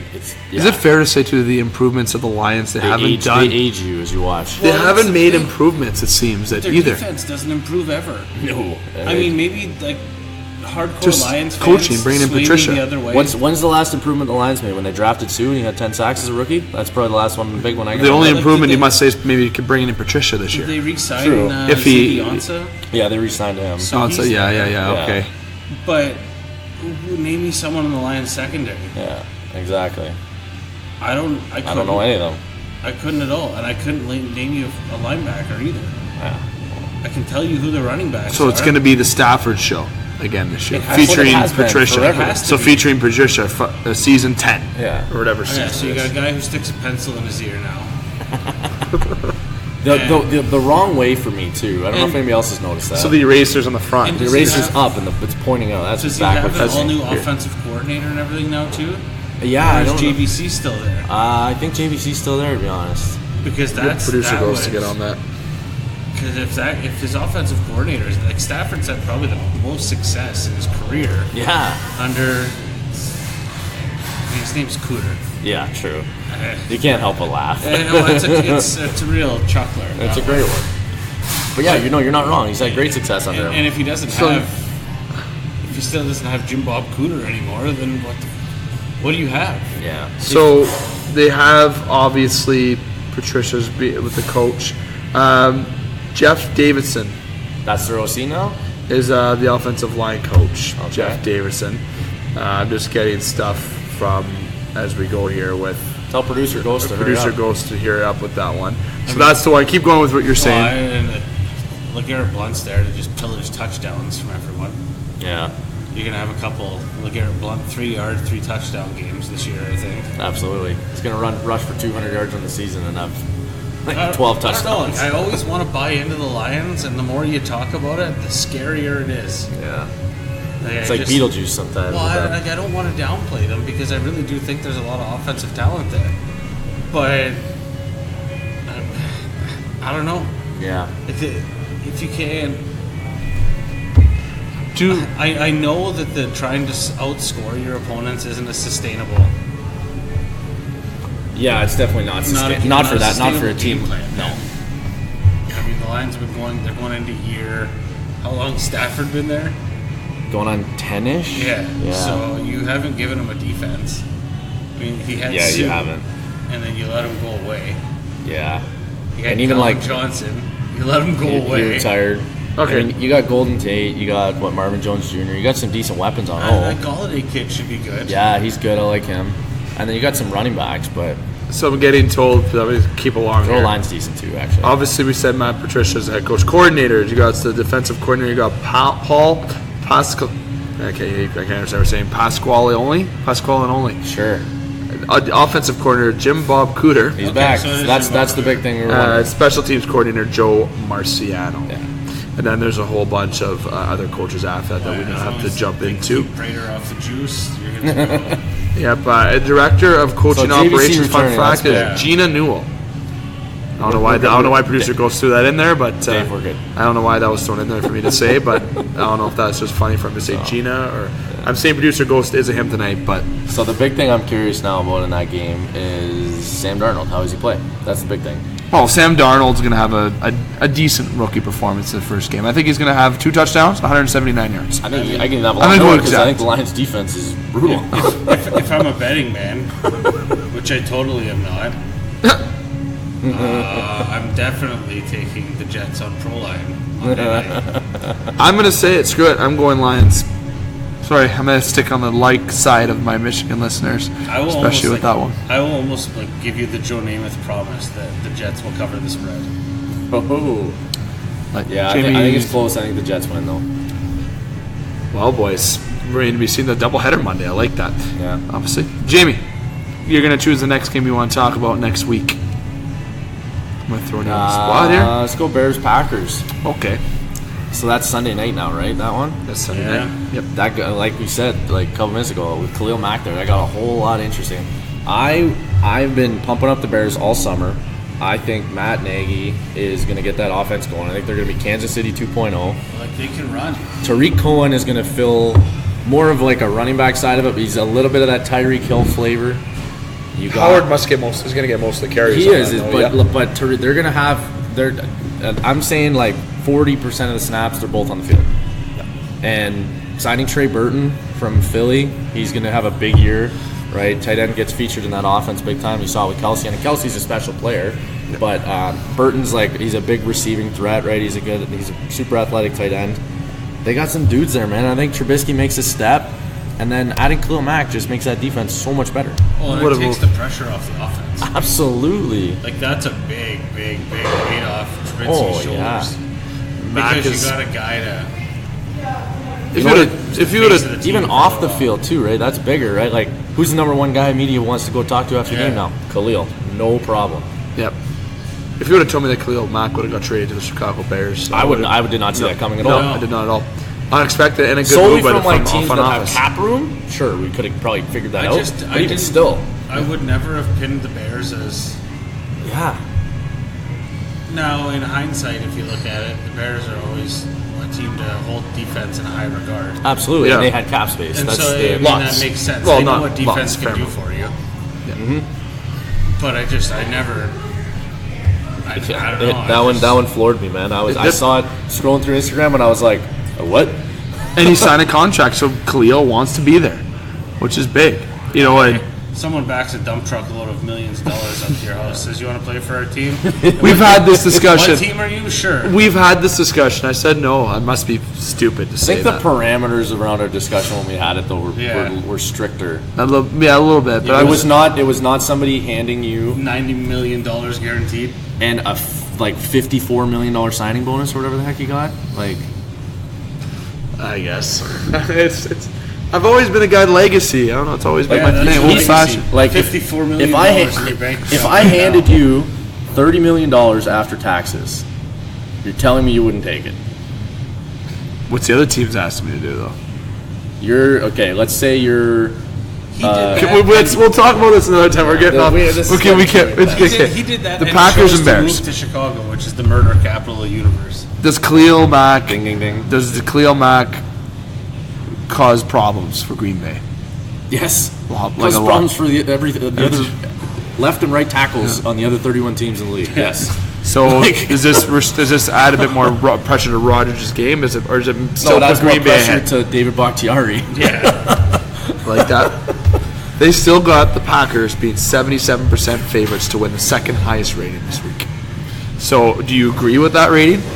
No, I'm taking the Bears. Taking the Bears. I'm huge on the Bears right now. I love Rodgers, and I think he's gonna.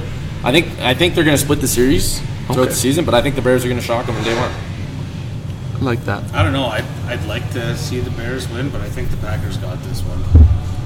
Rodgers has to own this contract. Rodgers and Jimmy Graham are going to connect for 2 this week. Packers are winning this week. I hope so. I got Jimmy in my fantasy. I do. In our pool, I have Jimmy. Yeah. Justin, your turn for a game that you want to discuss before we go to our predictions. I mean, everyone kind of knows that I'm probably going to jump on the Cincinnati Indy bandwagon this week. Yeah, because Andrew Luck is finally playing a freaking game. Well, yeah, that's it's been 2 really crappy years of football for this guy here. Yeah. And I'll let you have it. And to be completely honest, I think it's a game where you got 2 quarterbacks that kind of got to come out and pretty soon you're going to have Le'Veon Bell in your offense too when they trade him there when they smart. I think Andrew's got Andrew's got some more leeway than Andy. Oh yeah, Andy's done after this year. I think if he doesn't produce. Cincinnati team. Yeah, I think Marvin Lewis is done after this year finally, but I've said that for 4 years running. Like Andy Dalton has to do some stuff with this offense, and I mean, like they've given him all the tools to be able to do it. Allegedly, Tyler Eifert's even healthy. I'm gonna wait and see on that one. Word on the street is. Yeah. We'll see after a game or 2. Guy wears more braces than J.J. Watt. The nice part with the Colts is I don't really know a lot of names on the roster. I mean, I've watched all preseason, but no one really stands out. So it's a clean slate. Come on and see what you got to offer. I mean, Andrew Luck, T.Y. Hilton, you kind of know what's there, but he's going to be looking at T.Y. a lot, obviously, for a lot of the passes. Eat some people alive. See how he plays against that defensive line that Cincinnati's invested heavily in. That was a great pick. I think so too. By Indy. I mean, I was mad 2 years ago because we didn't get that tackle out of Michigan. I went to Tennessee. Yeah. I think missing a beat is fair to say for Andrew Luck, though. Coming back and missing 2 years of football is. He played all preseason though. It could have been a lot worse. He did. He could have missed the whole preseason too. If he would have missed the whole preseason, Colts fans would be like, "Okay, what the hell's going on?" Well, you know what? Honestly, I think they've given him the right coach to come through this injury, like to come back confidently. If there's anybody to redevelop his game. Yep.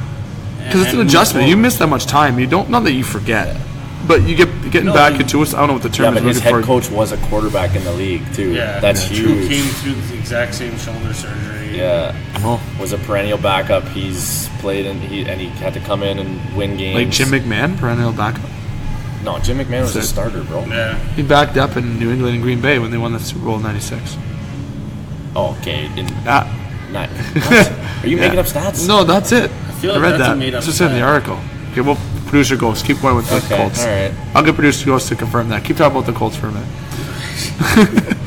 You must have a lot to say. Well, I want to see the game. That gets put up or shut up now. Oh yeah. I'm interested to see what the running game has to offer. There's a lot of rookies in the backfield. Yeah.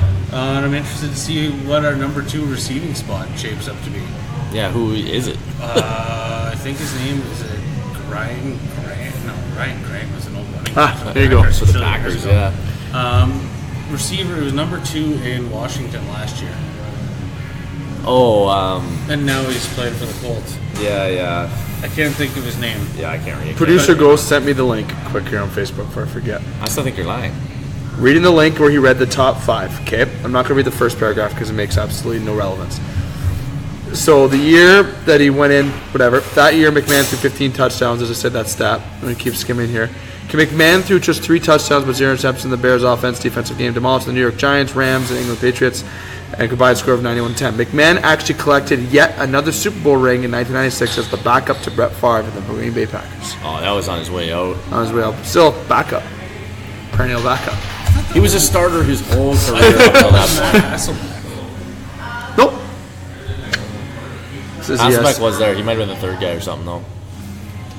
The list of Brett Favre backups is an impressive list. So it sounded the whole thing. It's a very and he was the list. 5th overall pick by the Bears. Yeah. It just goes to show that the Bears can't pick quarterbacks. Anyways, we were saying the Colts. Andrew Luck is returning big time. Cincinnati should be a good one. Who are you picking? I'm obviously taking the Colts, Biased. but I think it should be a shootout.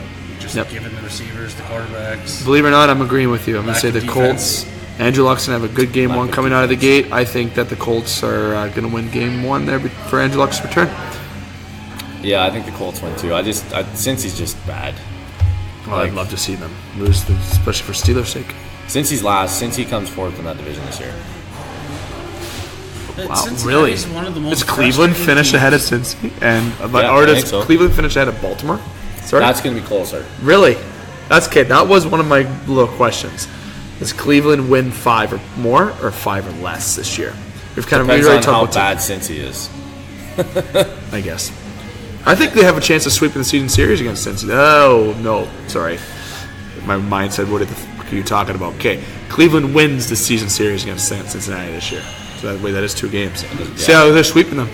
Screw it. Sweep. Go with my instinct. They're going to sweep the season series against Cincinnati this year. All right, Dave had a stroke, but yeah, I think Cleveland sweeps Cincinnati this year. I'm going to say it. I think Cleveland finishes 3rd in that division this year.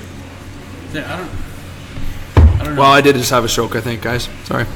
I'm maybe putting a little more faith in Baltimore in that division than I should be, but I think Baltimore's 2nd. I think Baltimore's 1st. You think you're beating the Steelers? Yeah. You are on something special. I'm not. I think it's going to be close. It's always close, right? It always comes down to one of those last games of the year. We're going to be sitting at this table in week 8, and we're all going to look at the stats and go, what the fuck is Baltimore doing there? Yeah. At 6-2 or something? Yeah. Or 2-6. Sounds better. The Ravens are that team where everyone forgets about them, and they've just been annoyingly winning games that are painfully Steelers go slow to 13-3 this year. Like Baltimore's going to put the entire I'm going to keep that biased. guy's back and let it go. He is good, man. So we're go that quick. Little river dancing dude, man. And you know what? They got receivers. Yeah, they do actually. Crabtree, John Brown. Crabtree is good. Those are 2 big pickups. Yeah, that was actually. Crab may be coming over the hill now, but John Brown's got some tread. He's got some tread left, man. He can ball. He can fly. Yeah, true. He's so fast. Well, there's one thing Flacco can do. He can throw it 7 miles down the field. So it can be accurate. Well, sometimes. It'll be in 10 yards. Within something. Fellas, quick predictions. On the Game Sports Show, we usually kind of veered away from predictions in its first couple years of the show, but now I'm bringing it. No, it's week 1. It's a crapshoot. Let's do it. Let's do it. I like that. Niners, Vikings. I'll start. Vikings. Very good game. Very good game. Where's the game? In Minnesota. Vikings. Dolphins, Tennessee. In Miami. Tennessee. Miami. I was going to say Miami, too. It's Miami. Patriots, Texans. Screw it. Texans.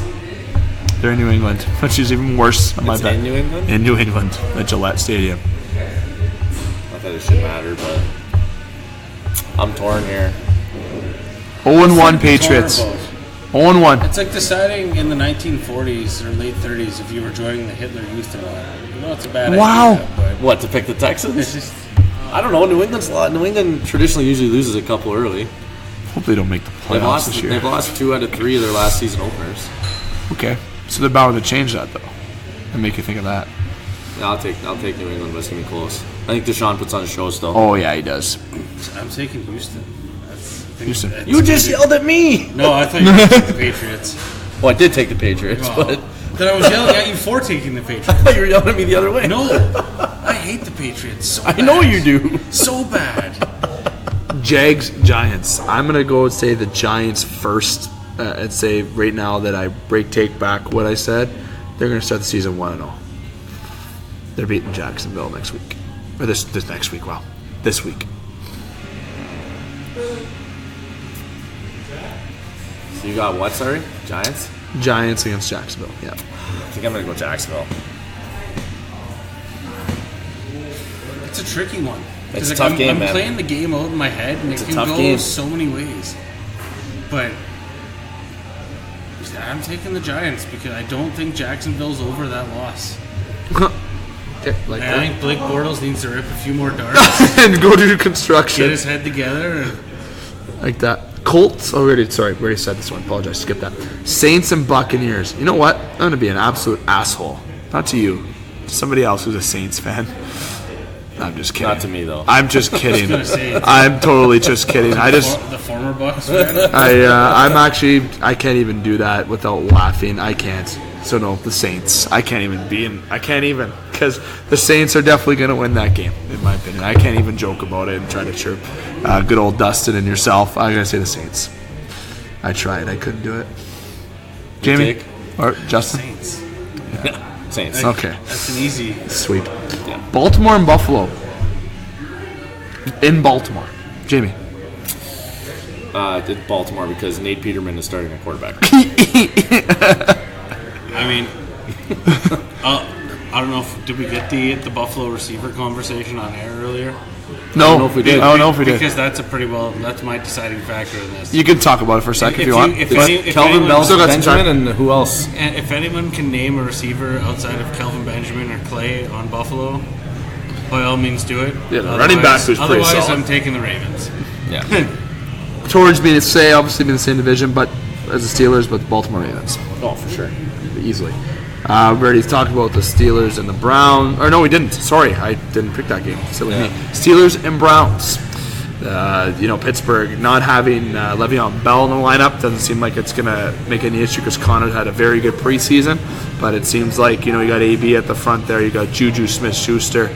Big Ben's got a lot of weapons. The defense is still kind of a question mark for the Steelers. Kind of. Not too bad, but still kind of a meh. They're missing Shazier. Still the most touching thing of the offseason, seeing him come out in the draft. That's so tear-jerking, right? So I must say, with the Pittsburgh Steelers against the Browns, though, sorry, Browns fans, I think you're going to make it a decent game, but I'm still saying the Steelers are going to win the game.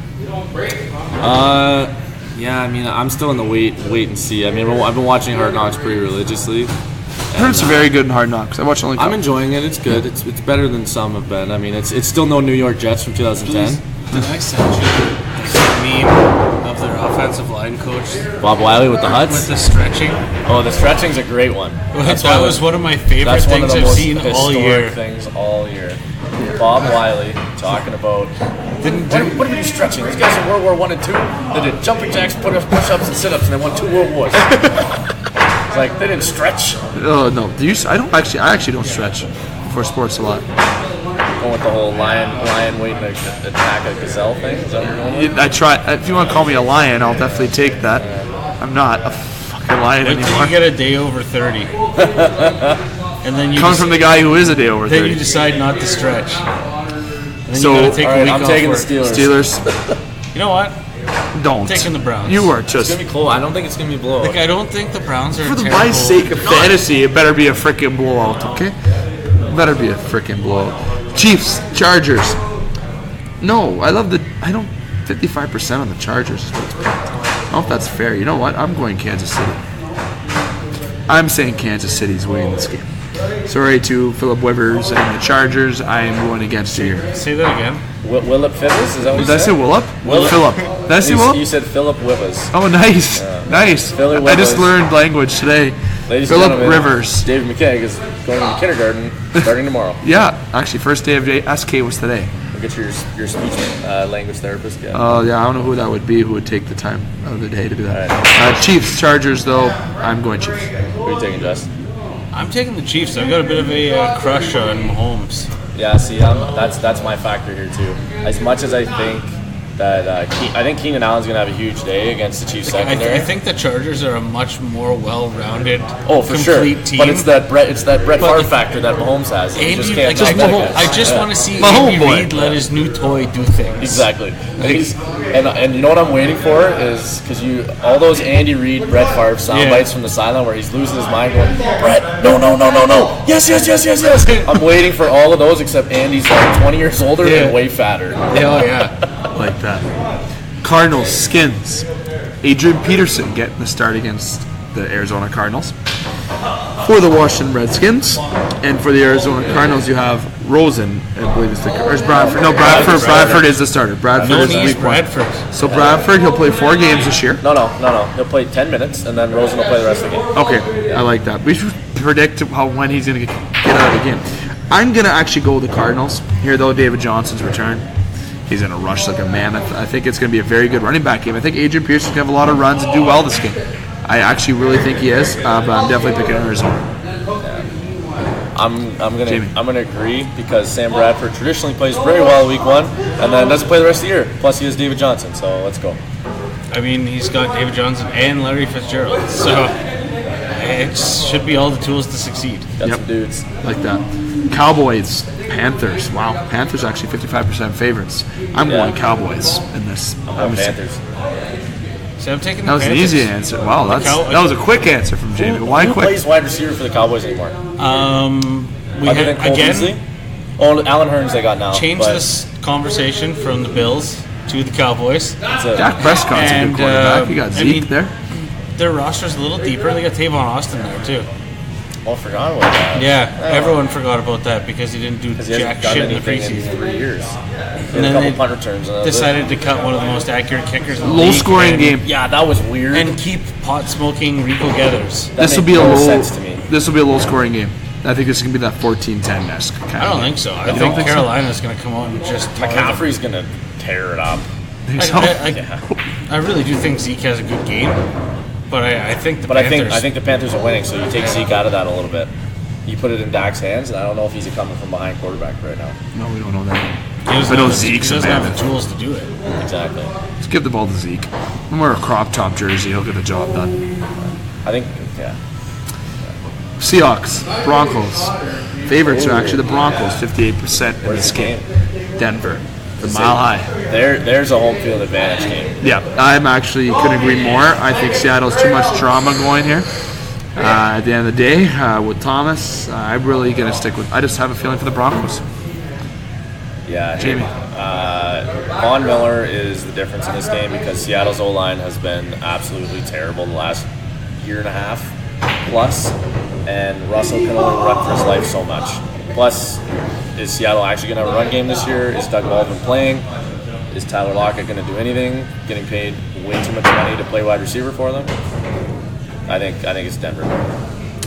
Justin. I think it's Denver too. I think no news is good news as far as the Broncos go. You didn't hear a lot about them in the preseason. Case Keenum, man. Steady. And he's still got Demaryius Thomas and Emmanuel Sanders. It's nothing to shake a stick at. That's basically like last year with Diggs and Thielen, right? You just have two guys that are way more experienced. Playing wide receiver. Yeah. Still got tread on the tires. Those guys can still ball. And you've got a running game. Yeah. Not to say that Latavius Murray didn't do bad in replacement for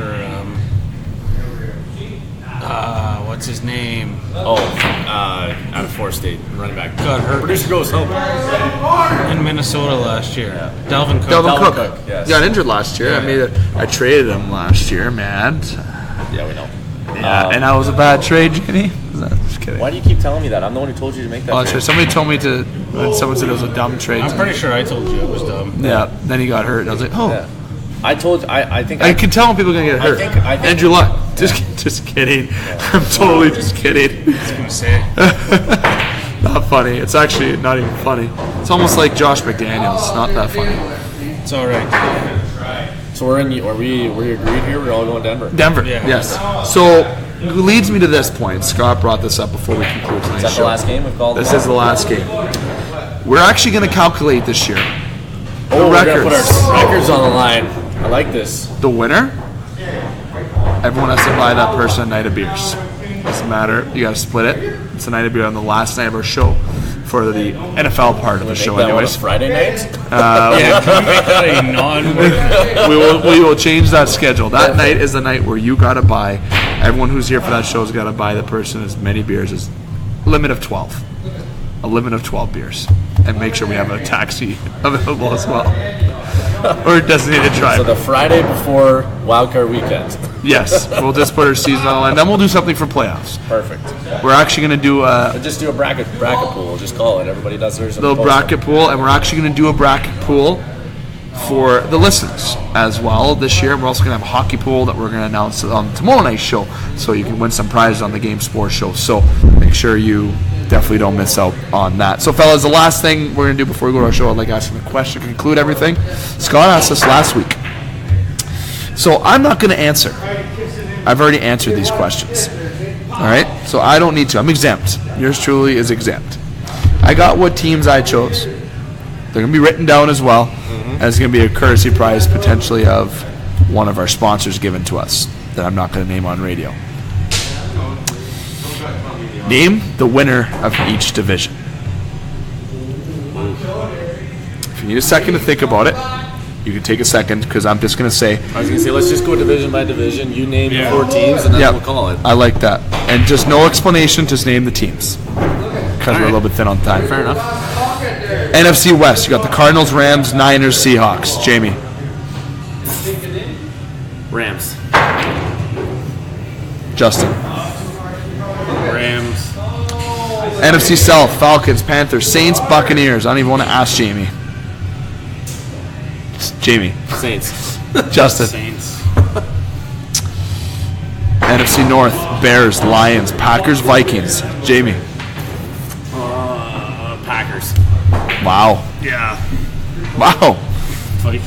Vikings for Justin. Okay. We're the same on that aspect. NFC East, Cowboys, Giants, Eagles, Redskins. Jamie. Eagles. Giants. Justin says Giants. AFC now. AFC North, Ravens, Bengals, Browns, Steelers. Jamie. Steelers.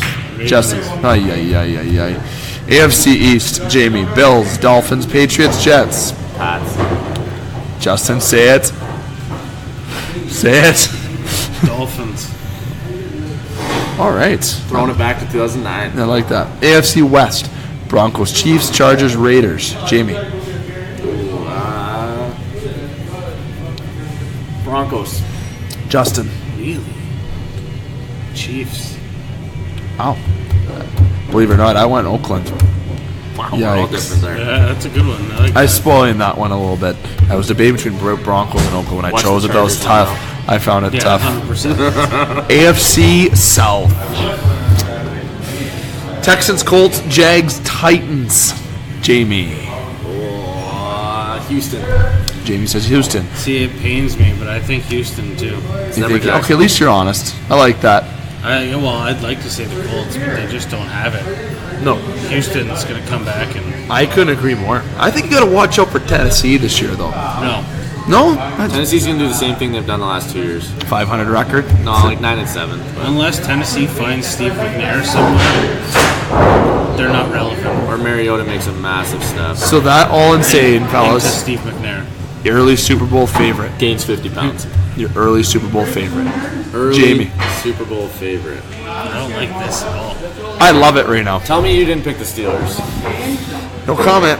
You 100% picked the Steelers. Okay, I'm not going to do that and pick the Saints. So early. Dustin picked the Saints. Of course, Dustin picked the Saints. Early. Scotty picked the Lions. Just kidding. No, he didn't. I'm sorry.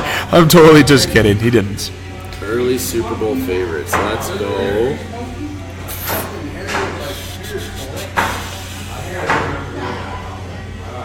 This is tough, man. Packers. Wow. I know. No reason. Okay. Bold prediction. I'm not okay, I like that.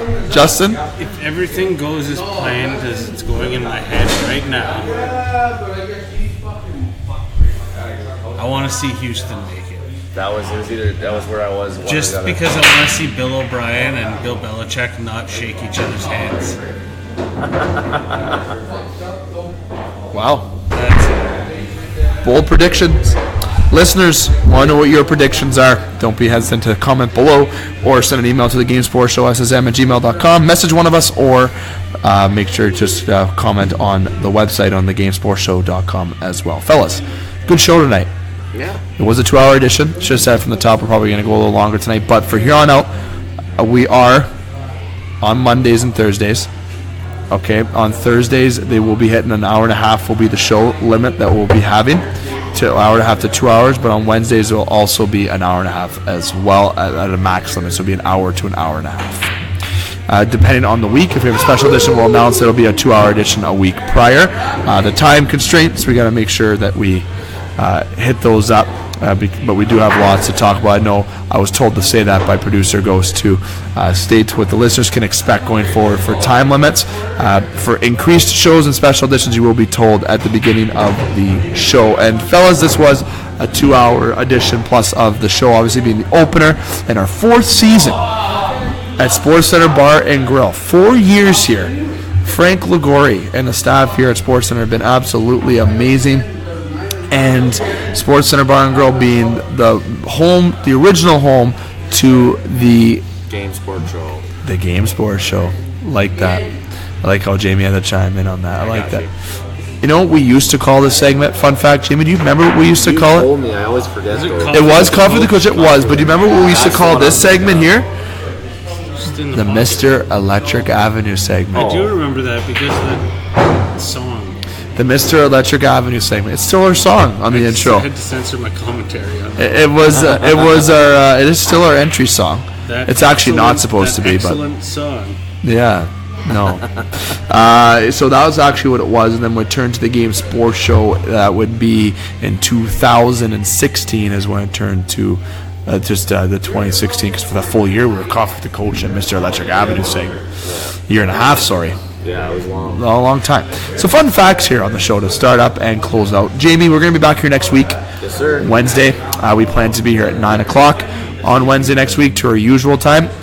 We will let listeners know in advance if it is any earlier. Justin, I know you'll be kind of an occasional visit for Wednesdays unless you're able to make it, depending on what it is. Let's see how well Andrew Luck starts playing, and then he may show up. If we're going to track records, we might as well keep going back. Definitely on our Wednesday show, we've always had a big panel, and I'm excited for that, especially to when we do live on location stuff. By the end of 2019, though, we hope to have our own studio where we get to do a lot of different recording around the panel, which will be interesting. But speaking of kind of a panel view, make sure you follow us on the Instagram page at the Game Sports Show SSM, where you can follow us. And now we're going to start using that Instagram page often. It was launched, but we waited until September to start doing events and launches and shows. We're going to be doing who we're going to have on the show, agendas. We're going to upload shows. We're going to have some live editions on there. We're going to have giveaways. We're going to be using that Instagram page for, so make sure you follow us on there. You can simply just go to your Instagram, search at the Game Sports Show. It's a simple follow, and you can make sure you're up to date on the Twin Zoo's only local, regional, national sports show. So make sure you are part of that. Justin, you and I are at Northern Superior Brewing Company tomorrow. We have a special guest coming out from the Thunderbirds. It's definitely great with Northern Superior. Very excited to have them on this year as well. They're going to help a lot with the merchandise marketing, and especially with our new beer being launched for the Game Sports Show, the Game Blonde Ale. They'll be available in restaurants and also to purchase from the brewing company.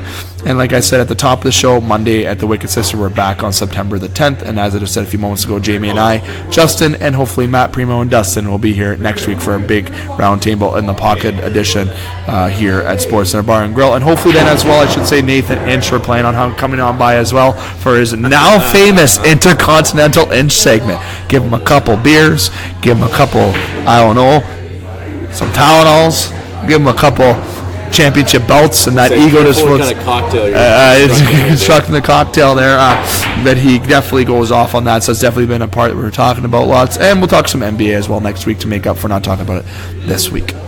So make sure you follow the Game Sports Show on thegamesportshow.podbean.com and on the website www.thegamesportshow.com. Purchase the merchandise, $25. Proceeds go to Northern Critters Need and Big Brother Big Sister. And we definitely appreciate all the sponsors that are aboard here on the Game Sports Show. Definitely appreciate Jamie and Justin always taking the time along with the cast of the Game Sports Show. Thanks to Alicia White, the beautiful Alicia White. Easy. That's another third year straight of that. Love it. And to the staff here in general of Sportscenter Bar and Grill, and to you, most importantly, the listeners, for making us a part of your day, as always, for the Twin Cities only local, regional, national sports show, and obviously to Scott Nason, our board op tonight. And don't get the board op confused with Producer Ghost. It is not the same thing on the show. And like I said, in the summer, we're going to be having a prize if you can guess who Producer Ghost is on our cast. It's going to be a cash prize as well.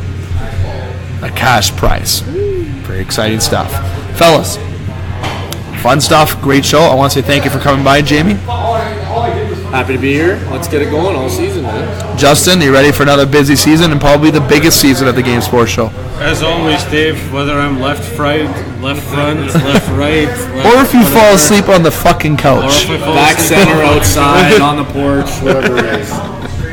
Can't wait for the Christmas dinner now and our outtakes. Yeah, it should be an entertaining one. It will be funny. Definitely funny. Especially, I don't know, it might get a little dry now that we're in fucking tennis season. That's a good tease. I like that. Leaf lunch tonight. Why did they show that? Never mind. We won't get into that right now. Fellas, get into the conclusion part of the show.